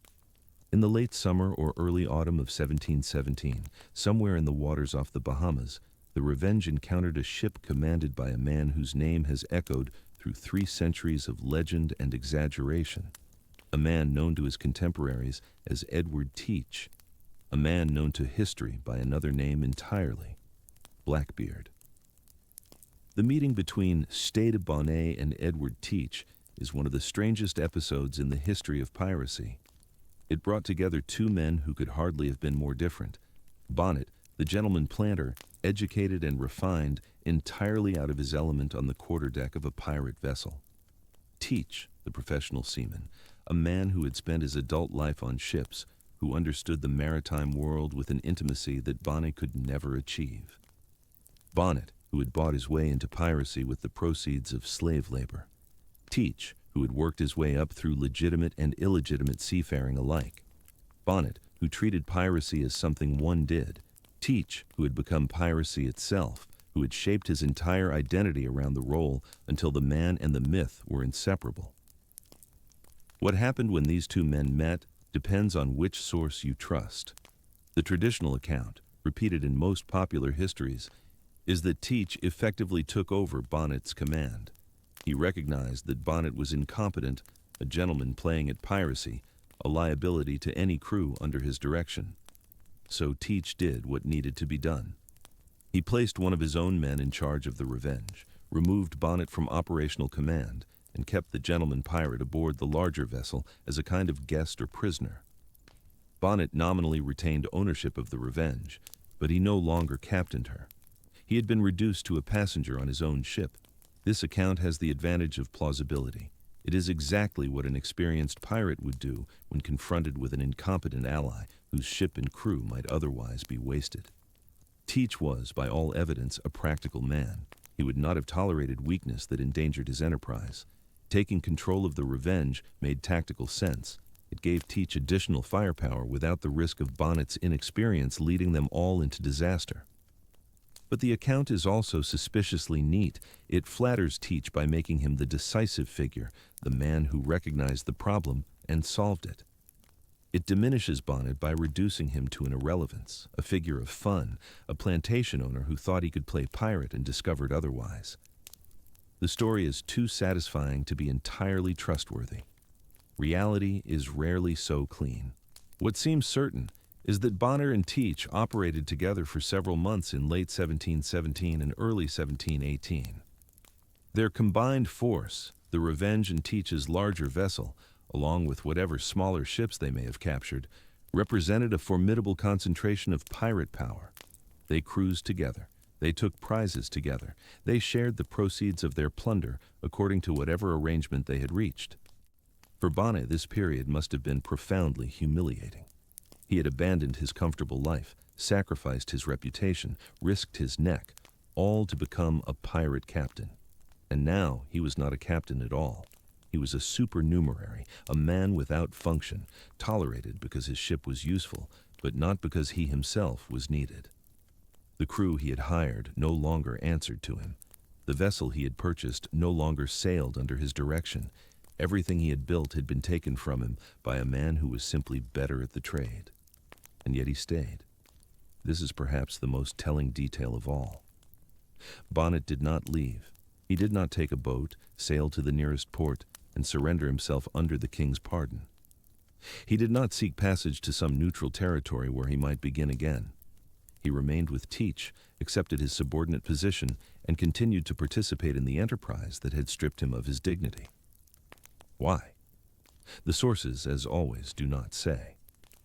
But we can speculate. Perhaps Bonnet still hoped to recover his position. Perhaps he believed that Teach would eventually return his command, that this arrangement was temporary rather than permanent. Perhaps he feared what would happen if he tried to leave. Teach was not known for gentle treatment of those who crossed him. Or perhaps Bonnet simply had nowhere else to go. He had burned his bridges in Barbados. He could not return to his old life without facing the consequences of what he had done. The only direction was forward, even if forward meant accepting humiliation at the hands of a man he could never equal. The winter of 1717 to 1718 passed in this fashion. Bonnet, the gentleman pirate, learned what it meant to be a subordinate in a world that rewarded only competence. He watched Teach command. He watched men obey. He saw what real leadership looked like, and he understood, perhaps for the first time, how far he was from possessing it himself. The Caribbean winter is mild by continental standards. The temperature rarely drops below what an Englishman would consider pleasant, but the seas can be rough, and the work of piracy does not pause for weather. The combined fleet under Teach's effective command continued to operate, taking prizes when opportunities presented themselves, avoiding the scattered naval patrols, maintaining the constant motion that kept pirates alive.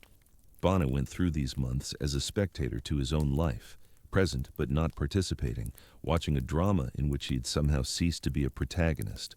What he thought during these months, what he felt, we cannot know. The inner life of historical figures is almost always opaque to us. We have their actions. We have occasionally their words. But the gap between what a man does and what he thinks while doing it is vast, and the sources rarely bridge it. Stede Bonnet, during the winter of his subordination, remains as mysterious as he was the day he sailed out of Bridgetown. We know he was present. We know he survived. We know he did not give up, did not surrender, did not accept the verdict that the sea had rendered on his pretensions. Spring came. The year turned to 1718. And with the new year came changes that would reshape Bonnet's career once again. The spring of 1718 brought news that traveled through the Caribbean with the peculiar velocity of maritime intelligence, faster than ships somehow, carried by fishermen and traders and the thousand informal channels through which men who lived by the sea learned what they needed to survive. The news was this: King George had issued a proclamation, a pardon. Any pirate who surrendered himself before September 5th, 1718, and swore to abandon his criminal ways would receive full amnesty for all acts of piracy committed before January 5th of that year. No prosecutions, no hangings, no questions asked about the ships taken or the cargoes stolen or the violence inflicted. A clean slate offered by royal authority to any man willing to take it. The proclamation had been drafted in London, in the comfortable offices of men who had never seen the Caribbean, who understood piracy primarily as a line item in merchants' complaints and a persistent embarrassment to naval prestige. They believed, these architects of imperial policy, that most pirates were rational actors who had turned to crime because the rewards outweighed the risks, and who would happily return to legitimate society if given a safe path back. They were not entirely wrong. Many pirates were exactly that. Former sailors, former privateers, men who had drifted into illegality during the chaos of the post-war years and who might drift back out again if the incentive structure changed. The pardon was designed to drain the swamp, to reduce the pirate population through amnesty rather than naval action, to solve with a pen what had proven difficult to solve with cannon. For Blackbeard, for Edward Teach, the pardon presented an opportunity. He was, by the spring of 1718, at the height of his power and therefore at the height of his danger.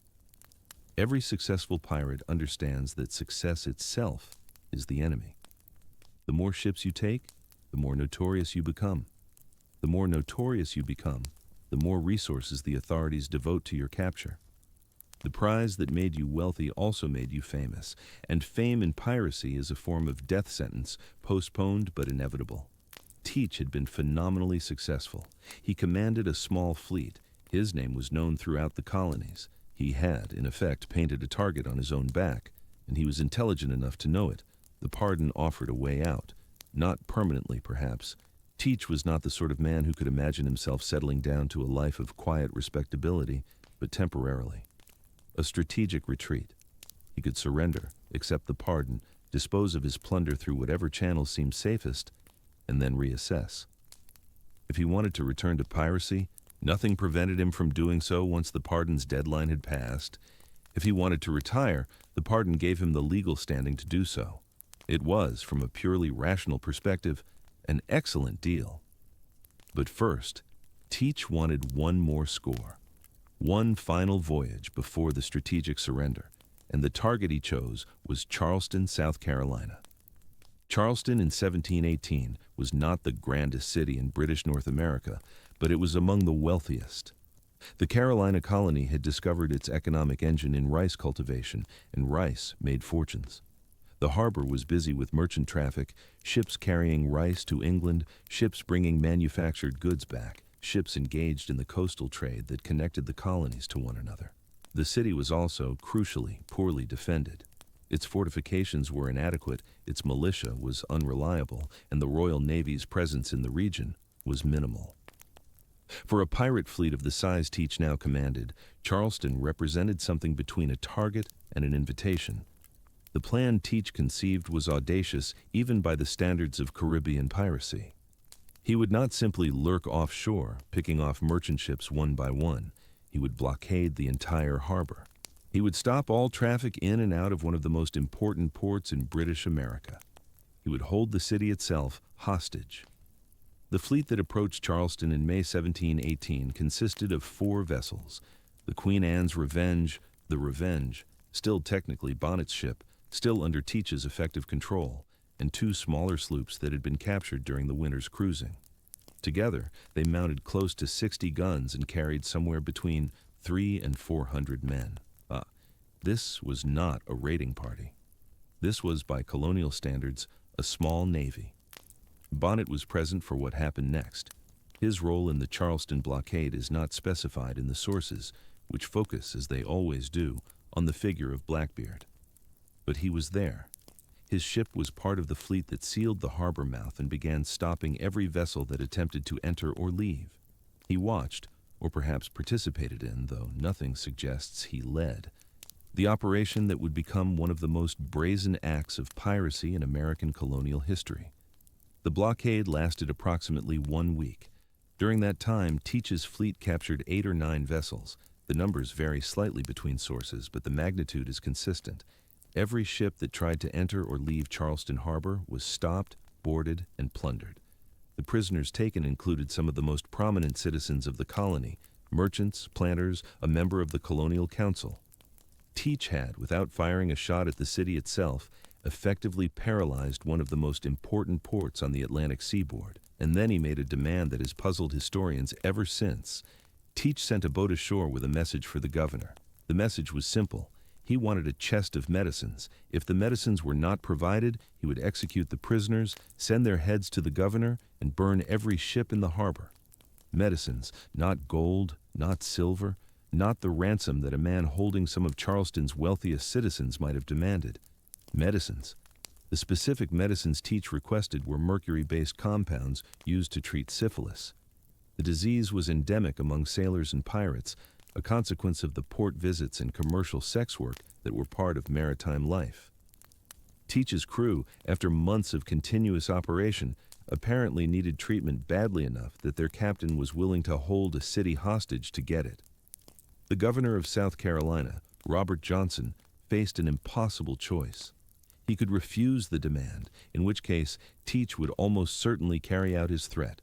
The prisoners would die, the ships would burn, and Johnson would have to explain to London why he had allowed one of the Crown's colonial cities to be savaged by pirates he could have bought off with a chest of medicine. Or he could comply, in which case he would be seen as having surrendered to pirate extortion, having set a precedent that would invite every freebooter in the Atlantic to try the same trick on other ports. There was no good option. There were only degrees of bad. Johnson complied. The chest of medicines was gathered. It took several days, during which the blockade continued and the prisoners remained hostage and sent out to Teach's fleet. The pirates received their cargo. The prisoners were released, though stripped of their valuables and most of their clothing. The fleet dispersed. Charleston Harbor reopened, and everyone involved understood that something significant had happened, something that went beyond ordinary piracy into a kind of political theater. A private fleet had held a crown colony hostage and won. Bonnet had witnessed all of this. He had been present as Teach demonstrated what real pirate power looked like, not the scrabbling hand-to-mouth predation of small-time raiders, but strategic force projection capable of paralyzing an entire city. Whatever Bonnet's feelings about his subordinate position, whatever humiliation he had endured during the winter months, he had now seen what the trade looked like at its highest level. He had been, however, marginally part of something historic. What happened next must have felt like vindication, or perhaps like freedom, or perhaps like the setup for another failure. Shortly after the Charleston blockade, Teach sailed the combined fleet north to Topsail Inlet, a shallow, treacherous passage on the coast of North Carolina. His stated intention was to careen the ships, to beach them on a convenient shore and clean the accumulated marine growth from their hulls, a necessary maintenance task for any vessel operating in warm waters. But what actually happened at Topsail Inlet was something else entirely. The Queen Anne's Revenge ran aground. So did the Adventure, one of the smaller sloops. Both vessels were damaged, possibly beyond repair. The groundings may have been accidental. The inlet was genuinely dangerous, and Teach's knowledge of the local waters may have been imperfect. But the timing was suspicious. Both groundings occurred just as Teach was positioning himself to take advantage of the royal pardon. Both groundings resulted in the loss of vessels that would have been difficult to explain to any authority accepting a pirate's surrender. The most likely interpretation is that Teach deliberately wrecked his larger ships. He was liquidating his assets, converting a pirate fleet into something more manageable for a man planning to go ashore and claim royal clemency. A pirate surrendering with 4 vessels and 300 men would attract attention, investigation, questions about where the plunder had gone. A pirate surrendering with a single small sloop and a handful of loyal followers was a much simpler proposition. If this interpretation is correct, and most historians believe it is, then what happened next was part of the same plan. After the groundings, Teach consolidated his remaining force onto a single sloop, the Adventure. He took with him a picked crew of his most trusted men, and he left behind everyone else, including Stede Bonnet. Bonnet was not informed of this plan in advance. One morning, he was part of a pirate fleet. The next morning, he was marooned. Teach had sailed away with the Adventure, with the bulk of the treasure, with the best of the men. Bonnet was left on a sandbar with a handful of sailors and the Revenge, which had somehow survived the general wreckage. The betrayal was complete. Teach had taken everything from Bonnet, his command, his crew, his dignity, and now he had taken himself away, leaving Bonnet alone with nothing but a single ship and the memory of how thoroughly he had been used. The sources tell us that Bonnet was furious. He armed himself, put a crew together from the men Teach had abandoned, and set out in pursuit, determined to find Blackbeard and exact some form of revenge. The pursuit was unsuccessful. Teach had gone to Bath, North Carolina, where the governor was sympathetic to pirates and where the royal pardon could be obtained without excessive scrutiny. By the time Bonnet reached Bath, Teach had already surrendered, already been pardoned, already disappeared into whatever next phase of life he had planned. Bonnet was left with a choice. He could also surrender. He could also accept the pardon. The deadline was still months away. He had committed no piratical acts since January 5th, 1718. The blockade of Charleston technically fell within the amnesty period. He was eligible. He could walk away from the whole disastrous enterprise, accept the legal fiction of royal forgiveness, and attempt to rebuild some kind of life. He did surrender. He did receive the pardon. In late June or early July of 1718, Stede Bonnet presented himself to the authorities in Bath and was granted amnesty for his crimes. The gentleman pirate, having experienced the full arc of humiliation that the trade could offer, was legally a free man. This should have been the end of the story. A man with any sense would have taken the pardon and the lesson it represented and gone somewhere far away to start over. The West Indies were large. The world was larger. There were places where a man with money, and Bonnet, despite everything, still seems to have had some money, could establish himself without reference to his past. He could have become a merchant in Massachusetts, a planter in Jamaica, a remittance man in London. He could have vanished into the vast anonymity of the 18th century Atlantic world and lived out his days in comfortable obscurity. He did not. Within weeks of receiving his pardon, Stede Bonnet returned to piracy.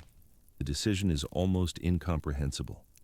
He had been given a way out. He had been shown conclusively that he was not suited to the pirate life, that he lacked the skills and the temperament to succeed in a trade that rewarded only competence. He had been humiliated, betrayed, abandoned. And yet, he went back. He armed his ship, gathered what crew he could, and sailed out once more under the black flag. Why? The sources, predictably, do not explain, but we can construct plausible speculation from the circumstances. First, the pardon itself was not a solution to Bonnet's underlying problem. He could not return to Barbados. His plantation, his social position, his family, all of that was gone, severed by his original decision to become a pirate. The pardon erased his legal liability, but it did not restore what he had lost. He was a pardoned criminal with no home, no occupation, and no future. Second, Bonnet may have felt that he had unfinished business. Teach had robbed him. Teach had humiliated him. Teach had used him and discarded him like a broken tool. The fury that Bonnet felt at this treatment may not have been satisfied by an unsuccessful pursuit. He may have wanted revenge, or vindication, or simply the opportunity to prove that he was not the fool that Teach had treated him as. Third, and most speculatively, Bonnet may have discovered something about himself during his time as a pirate. Not competence, he had never demonstrated competence, but perhaps a kind of freedom. On the Revenge, even as Teach's subordinate, even as a figure of no real authority, Bonnet had been outside the crushing social expectations of Barbadian planter life. He had been, in some strange way, more himself at sea than he had ever been ashore. The pardon threatened to return him to respectability, to the endless performance of gentlemanly competence that had driven him to piracy in the first place. Whatever his reasons, Bonnet made his choice. He changed his name, adopting the alias Thomas and later Captain Thomas, as if a new name could provide a new beginning, and he sailed south toward the shipping lanes where prizes might be taken and the failure at Topsail Inlet might be redeemed. The second phase of Bonnet's piratical career would last approximately 3 months. It would be marked by a strange combination of increased competence and deepening desperation. The gentleman pirate, having learned what piracy actually required, would prove capable of learning some of its lessons. He would take prizes. He would exercise command. He would demonstrate, at least occasionally, the kind of decisive action that his first cruise had so conspicuously lacked. But he would also demonstrate that he had learned nothing about the larger strategic picture. He would operate in waters that were increasingly dangerous. He would ignore signs that the colonial authorities were actively hunting him. He would make decisions that seemed almost calculated to lead to his own destruction. The summer of 1718 saw Bonnet take several ships along the coast of Virginia and the Carolinas. The prizes were modest, merchant vessels of no great value, carrying cargoes of rum and sugar and manufactured goods. But they were prizes nonetheless, taken under Bonnet's own command, with a crew that answered to him rather than to some superior figure. For a few weeks, perhaps for a few months, Stede Bonnet was finally what he had set out to become, a pirate captain. He was also, unbeknownst to himself, the subject of an active manhunt. The blockade of Charleston had outraged colonial authorities. The boldness of Teach's action, the humiliation of Governor Johnson, the demonstration that pirates could hold Crown territory hostage, all of this had concentrated official attention on the problem of piracy in a way that years of merchant complaints had failed to do. The governor of South Carolina was not going to forget what had happened. He was not going to let the pirates who had participated go unpunished. And Bonnet, by returning to piracy after accepting the pardon, had made himself the easiest possible target. He had forfeited his amnesty. He had placed himself, legally, in a position where no mercy was possible. He was a relapsed criminal, a man who had spat on the king's generosity, and the authorities would treat him accordingly. The pursuit that would end Stede Bonnet's career began in late August 1718. Colonel William Rhett, a Charleston merchant and militia officer, was commissioned by Governor Johnson to hunt down the pirates operating in Carolina waters. Rhett was given 2 sloops, the Henry and the Sea Nymph, and approximately 130 men. His mission was simple: find the pirates and bring them to justice. Rhett sailed north, following intelligence that suggested pirates were lurking in the maze of rivers and inlets along the Carolina coast. The geography of the region was ideally suited to pirate operations: shallow waters, countless hiding places, a labyrinth of channels that larger naval vessels could not navigate. But it was also a trap. A pirate who entered this maze might find himself cornered, unable to escape when the hunters finally arrived. On September 26, 1718, Rhett found what he was looking for.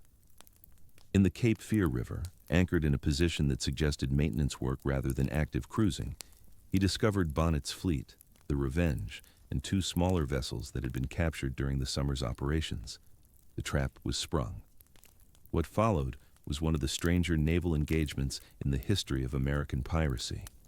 It took place at night, in darkness, in shallow waters that neither side fully understood. Both Rhett's vessels and Bonnet's vessels ran aground during the fighting, stuck on sandbars while their crews exchanged gunfire across the black water. Men died in the darkness, shot by enemies they could not see, bleeding out on decks that would not move. The engagement lasted hours, 5 hours, 6 hours, the accounts vary. A grinding, immobile battle of attrition in which the only question was which side would refloat first. Rhett's men refloated first. The tide came in, lifted the Henry off her sandbar, and gave the colonial forces the mobility they needed. Bonnet, watching his advantage slip away, watching his ship remain stuck while his enemy gained freedom, must have understood that the game was over. He surrendered. On the morning of September 27, 1718, Stede Bonnet struck his colors and gave himself up to Colonel Rhett. The gentleman pirate's last voyage was finished. The journey from the Cape Fear River to Charleston took several days. Bonnet traveled as a prisoner, though the accounts suggest he was treated with a certain courtesy that his crew did not receive. He was, after all, a gentleman. He owned property. He had once been someone. The ordinary pirates who had served under him were thrown into the common hold, but Bonnet was given quarters that reflected his social station, a station he had spent the last 18 months systematically destroying. Charleston received him with something like fascination. Here was the man who had participated in the blockade that had humiliated the colony. Here was the planter who had become a pirate, the educated man who had chosen crime, the gentleman who had thrown away everything that gentlemen were supposed to value. The people of Charleston wanted to see him. They wanted to understand what had driven a man of his position to such absolute ruin. They would not get an answer. Bonnet himself may not have had one. He was held in the provost marshal's house rather than the common jail, another courtesy extended to his class. The trial would come, but first there were legal formalities to observe, depositions to take, evidence to compile. The colonial authorities wanted this prosecution to be thorough. They wanted it to send a message. The age of piracy in the Carolinas was ending, and Stede Bonnet would serve as the demonstration. What happened next has puzzled historians for 3 centuries. On October 24, 1718, approximately 1 month after his capture, Stede Bonnet escaped. He and his boatswain, a man named David Harriet, somehow slipped away from the provost marshal's custody and fled into the surrounding countryside. The details are murky. Some accounts suggest bribery, others suggest simple negligence. What is clear is that Bonnet, facing certain death, made one last attempt to save himself. It was, like so much of his pirate career, both audacious and poorly executed. The escape touched off a frantic manhunt. Governor Johnson, already humiliated once by pirates, was not going to allow a captured pirate to simply walk away from colonial justice. Rhett was dispatched again, this time to search the islands and inlets north of Charleston, where Bonnet might have fled. The pursuit lasted several days. Bonnet and Harriet, without resources, without allies, without any clear plan for what to do next, were found on Sullivan's Island, hiding in the marshes like fugitive slaves. Harriet was killed during the recapture. The accounts differ on whether he was shot resisting arrest or executed on the spot. Bonnet was taken alive. He was returned to Charleston, this time with no courtesies extended, no comfortable quarters, no pretense that his social station entitled him to special treatment. He had escaped once. He would not be given the opportunity to escape again. The trial began on October 28, 1718, in the Court of Vice Admiralty at Charleston. Judge Nicholas Trott presided, a man known for his learning, his severity, and his absolute commitment to the letter of the law. Trott would later become a figure of some controversy for other reasons, but in the autumn of 1718, he was simply the instrument through which colonial justice would be delivered. Bonnet was charged with 2 counts of piracy. The specific accusations related to the capture of 2 vessels during his summer cruise, the Francis and the Fortune, but the charges were almost beside the point.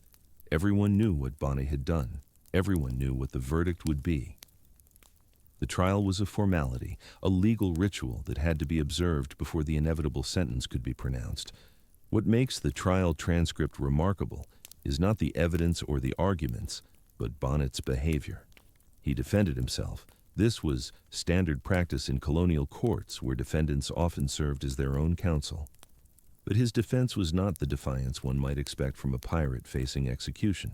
It was pleading. It was excuse-making. It was, in its way, pathetic. He blamed Blackbeard. He claimed he had been forced into piracy, that Teach had manipulated him, that the blockade of Charleston had been conducted against his will. He produced letters he had written to Governor Johnson, protesting his innocence, letters that revealed a man desperately trying to construct a narrative in which he was victim rather than perpetrator. He begged for mercy. He invoked his children, his former status, his education, his breeding. He reminded the court that he was not like other pirates, that he was a gentleman who had made mistakes, not a criminal by nature. The jury deliberated for less than an hour. The verdict was guilty. Judge Trott's sentencing speech has survived in the historical record, and it is worth dwelling on for what it reveals about how the colonial authorities understood Stede Bonnet, and how they understood the crime of piracy itself. Trott did not merely sentence Bonnet to death. He delivered a sermon. He spoke of the gravity of piracy as a sin against God and man. He spoke of the particular responsibility that educated men bore for their actions, how Bonnet's learning and breeding made his crimes worse, not better, because he could not claim the excuse of ignorance that might partially exculpate a common sailor. He spoke of the suffering Bonnet had caused, the terror he had spread, the damage to commerce and civilization that his actions represented. And then he spoke of hell. Trott was a religious man, and his sentencing was suffused with theological imagery. He told Bonnet to prepare for death, to repent of his sins, to make his peace with God before the sentence was carried out. He painted a picture of eternal damnation awaiting the unrepentant pirate, of flames and torment that would make the rope seem merciful by comparison. It was brutal. It was designed to be brutal. The colonial authorities wanted Bonnet to understand, wanted everyone watching to understand, that piracy was not merely a crime against the crown, but a sin against the divine order. Bonnet wept. The accounts are consistent on this point. The gentleman pirate, faced with the consequences of his choices, broke down in the courtroom. He begged for mercy. He begged for time. He begged for anything that might delay or prevent what was coming. The execution was set for December 10th, 1718. Bonnet spent his final weeks writing letters to the governor, to influential citizens, to anyone who might intercede on his behalf. The letters are remarkable documents, revealing a man who still could not quite believe that his story would end this way. He proposed alternative punishments. He offered to serve as a sailor in the king's navy. He suggested that his life might be useful to the crown if only the crown would spare him. None of it worked. Governor Johnson, who had been personally humiliated by the blockade of Charleston, was not going to show mercy to one of the men responsible. The gallows were erected at White Point, at the edge of Charleston Harbor, where the execution would be visible to ships entering and leaving port. This was intentional. The death of Stede Bonnet was meant to be a spectacle, a warning, a demonstration that piracy would not be tolerated in Carolina waters. The crowds that gathered on December 10th were substantial. Everyone wanted to see the gentleman pirate die. Bonnet was brought to the scaffold carrying a bouquet of flowers. The gesture has puzzled historians. Some have interpreted it as a final attempt to maintain his identity as a gentleman, to face death with the decorum that his class demanded. Others have seen it as evidence of mental instability, a man so disconnected from reality that he brought flowers to his own execution. Perhaps it was both. Perhaps at the end, Stede Bonnet no longer knew the difference between the man he had been and the man he had become. He was given the opportunity to speak. Final words from the condemned were traditional, expected, often published afterward as moral instruction for the living. Bonnet used his last moments to warn others against following his path. He spoke of the temptations that had led him astray, of the choices that had seemed exciting at the time but had brought him to this terrible end. He begged God for forgiveness. He commended his soul to divine mercy. Whether he believed any of it, whether at the final moment Stede Bonnet genuinely repented of his crimes or simply performed the repentance that was expected of him, we cannot know. The interior life of the dying is closed to us. What we know is that the rope was placed around his neck, that the platform dropped, and that the body of Major Stede Bonnet, late of Barbados, swung in the salt wind of Charleston Harbor until the authorities determined he had been sufficiently dead to be taken down. He was approximately 40 years old. The crew of the Revenge, those who had been captured at Cape Fear, were tried and executed in the weeks before and after their captain. 29 men died in total, hanged in batches, their bodies left on display as warnings to others. The pirate crew that had terrorized the Carolina coast was extinguished, man by man, until only Bonnet's corpse swaying in the December wind served as monument to what they had done. The Revenge itself disappears from the historical record after the Cape Fear engagement. Presumably, it was seized by colonial authorities, perhaps sold at auction, perhaps broken up for salvage. Ships like men can vanish from history when their stories end. The vessel that Stede Bonnet had purchased in Bridgetown, that had carried him from respectability to infamy, that had somehow survived Blackbeard's contempt in the shoals of the Carolina coast, became lumber and rope and fittings, dispersed into the anonymous commerce of the colonial world. And what of Blackbeard? Edward Teach, the man who had dominated Bonnet's story even when absent from his deck, survived his former associate by only a few weeks. On November 22, 1718, less than 3 weeks before Bonnet's execution, Teach was killed in a battle with naval forces at Ocracoke Inlet. Lieutenant Robert Maynard of HMS Pearl engaged the pirate in close combat, and after a brutal fight in which Teach received 5 gunshot wounds and 20 sword cuts, finally brought down the most famous pirate of his generation. Teach's head was severed and hung from the bowsprit of Maynard's ship as proof of the kill. The body was thrown into the water. According to legend, and this is almost certainly legend, the headless corpse swam several laps around the vessel before finally sinking. Pirates attract stories like this. The truth of Teach's death was probably brutal and unromantic. A wounded man, bleeding from dozens of cuts, finally collapsing on the deck of his own ship while his enemies hacked at him. But the legend serves a purpose. It makes the ending feel appropriately mythic, appropriately strange. The autumn of 1718 marked the effective end of the Golden Age of Piracy in the American colonies. Bonnet and Teach were only the most famous of the pirates brought to justice that year. Across the Caribbean and the Atlantic coast, colonial authorities pressed their advantage, hunting down the remnants of pirate fleets that had terrorized shipping for nearly a decade. The combination of pardons for those who surrendered and executions for those who did not proved devastatingly effective. By 1720, piracy in the Atlantic world had largely been suppressed, not eliminated, but reduced to a manageable nuisance rather than an existential threat to colonial commerce. Stede Bonnet played a small role in this larger transformation. His capture and execution were not pivotal events. They did not change the course of history in any measurable way.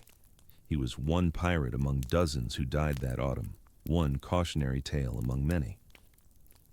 What makes him memorable is not his impact but his strangeness, the sheer improbability of his story, the way it refuses to fit the patterns we expect pirate stories to follow. He was not a desperate man driven to crime by poverty. He was not a skilled sailor who turned his expertise to illegal purposes. He was not a rebel against empire, a proto-revolutionary, a libertarian before his time. He was a sugar planter who bought a warship and paid his crew salaries because he did not know that this was not how piracy worked. He was a man who ran away from a comfortable life because comfort was not enough, because something inside him demanded a different story than the one he had been given. The sources offer us no clear explanation for why Stede Bonnet became a pirate. Captain Charles Johnson, writing a few years after the events, mentioned the unhappy marriage and the mental disorder, but Johnson was not a careful historian. He was a popularizer, a teller of tales, and he included whatever made for good reading. The court records are silent on motivation. The contemporaneous accounts treat Bonnet's decision as inexplicable because, to the people who observed it, it was inexplicable. Perhaps that is the most honest conclusion.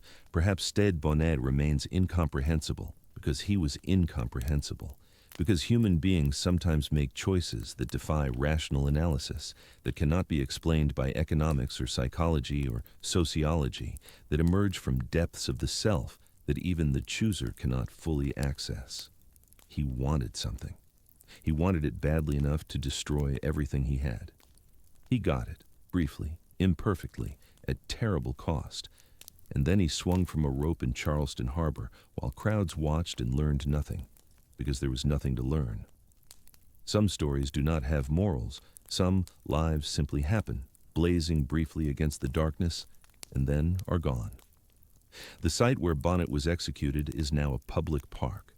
White Point Garden, they call it, a pleasant green space at the tip of the Charleston Peninsula where tourists walk and children play and old men feed pigeons in the afternoon sun. The oaks that shade the walkways are not the same trees that witnessed the executions of 1718. Trees, like men, do not live 3 centuries, but they are old enough to have absorbed something of the place's history, to have grown in soil that received the blood of pirates. No monument marks the spot where Bonnet died. There are historical markers elsewhere in Charleston commemorating various events of colonial history, but the gentleman pirate has not been granted that particular form of remembrance. He exists now only in the archives, in the fragmentary records of a colonial court, in the sensationalized accounts of popular historians, in the footnotes of scholarly works about the Golden Age of Piracy. He is a curiosity, an anomaly, a man who made himself unforgettable by making himself absurd. 300 years have passed since the rope dropped. The Atlantic that Bonnet crossed is the same Atlantic we cross today, though we cross it in hours rather than weeks, in aluminum tubes rather than wooden hulls. The Caribbean, where he made his fortune in sugar, is still producing sugar, though the enslaved labor that once powered the plantation economy has been replaced by other forms of extraction, other systems of exploitation.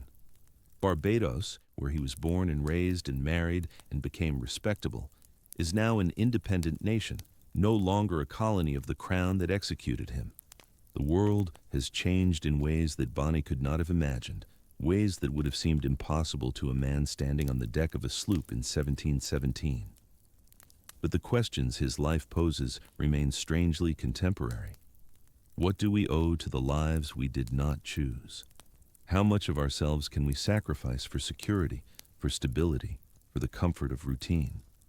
What happens when a person reaches the middle of their life and realizes that they have been playing a role written by someone else, living a story that does not feel like their own? Bonnet answered these questions badly. He hurt people. He killed people. He participated in a system of maritime predation that caused genuine suffering to merchants and sailors and their families across the Atlantic world. His rebellion against his comfortable life was not noble or admirable. It was destructive and selfish and ultimately fatal. The romance of piracy dissolves quickly when you think about the actual human cost of what pirates did. And yet, there is something in his story that refuses to be entirely dismissed. Not admiration. Admiration would be obscene, given what he did. But perhaps recognition.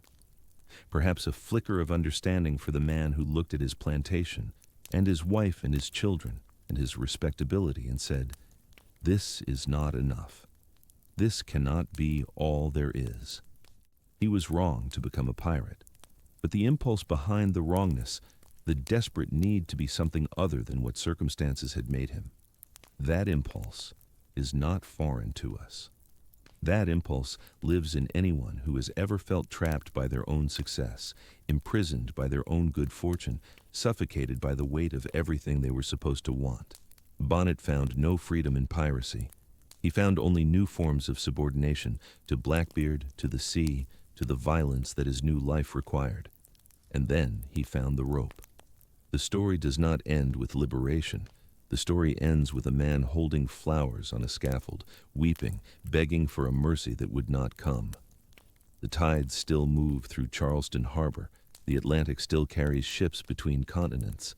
Somewhere beneath the modern city, buried under centuries of construction and reconstruction, the soil that received Stede Bonnet's body continues to hold whatever remains of him. Bones long since dissolved, organic matter long since absorbed into the roots and the rock, and the endless cycling of matter that makes the dead into the earth, into the living, into the dead again. He wanted to be remembered. That is perhaps the truest thing we can say about him. He wanted to matter, to be more than a planter on a small island, to make some mark on a world that had assigned him to comfortable obscurity. He got his wish, though not in the way he imagined. He is remembered as a fool, a cautionary tale, a historical oddity. He is remembered as the gentleman pirate, the man who did everything wrong, the amateur who blundered into infamy and then blundered into the grave. It is not the legacy he sought, but it is the one he built, ship by stolen ship, choice by ruinous choice, until the choices ran out and there was nothing left but the scaffold and the flowers and the crowds. The wind still blows off the water at White Point. The same wind that filled the sails of the Revenge, that carried Bonnet from harbor to harbor along the Atlantic coast, that witnessed his capture and his trial and his death. The wind does not remember. The wind simply moves, as it has always moved, indifferent to the stories that humans tell themselves about what they are doing when they unfurl their sails and set out across the water. But the stories persist. They outlast the tellers, they outlast the subjects. They accumulate in the archives and the footnotes and the sensationalized accounts, and occasionally someone pulls them out and tries to understand what happened and why. This is what happened. A man sailed out of Bridgetown Harbor on a ship he had bought with his own money, crewed by men he was paying salaries, and tried to become something he had no business becoming. He failed. He died. The flowers scattered in the salt wind, and 3 centuries later, we are still trying to understand why he did it at all.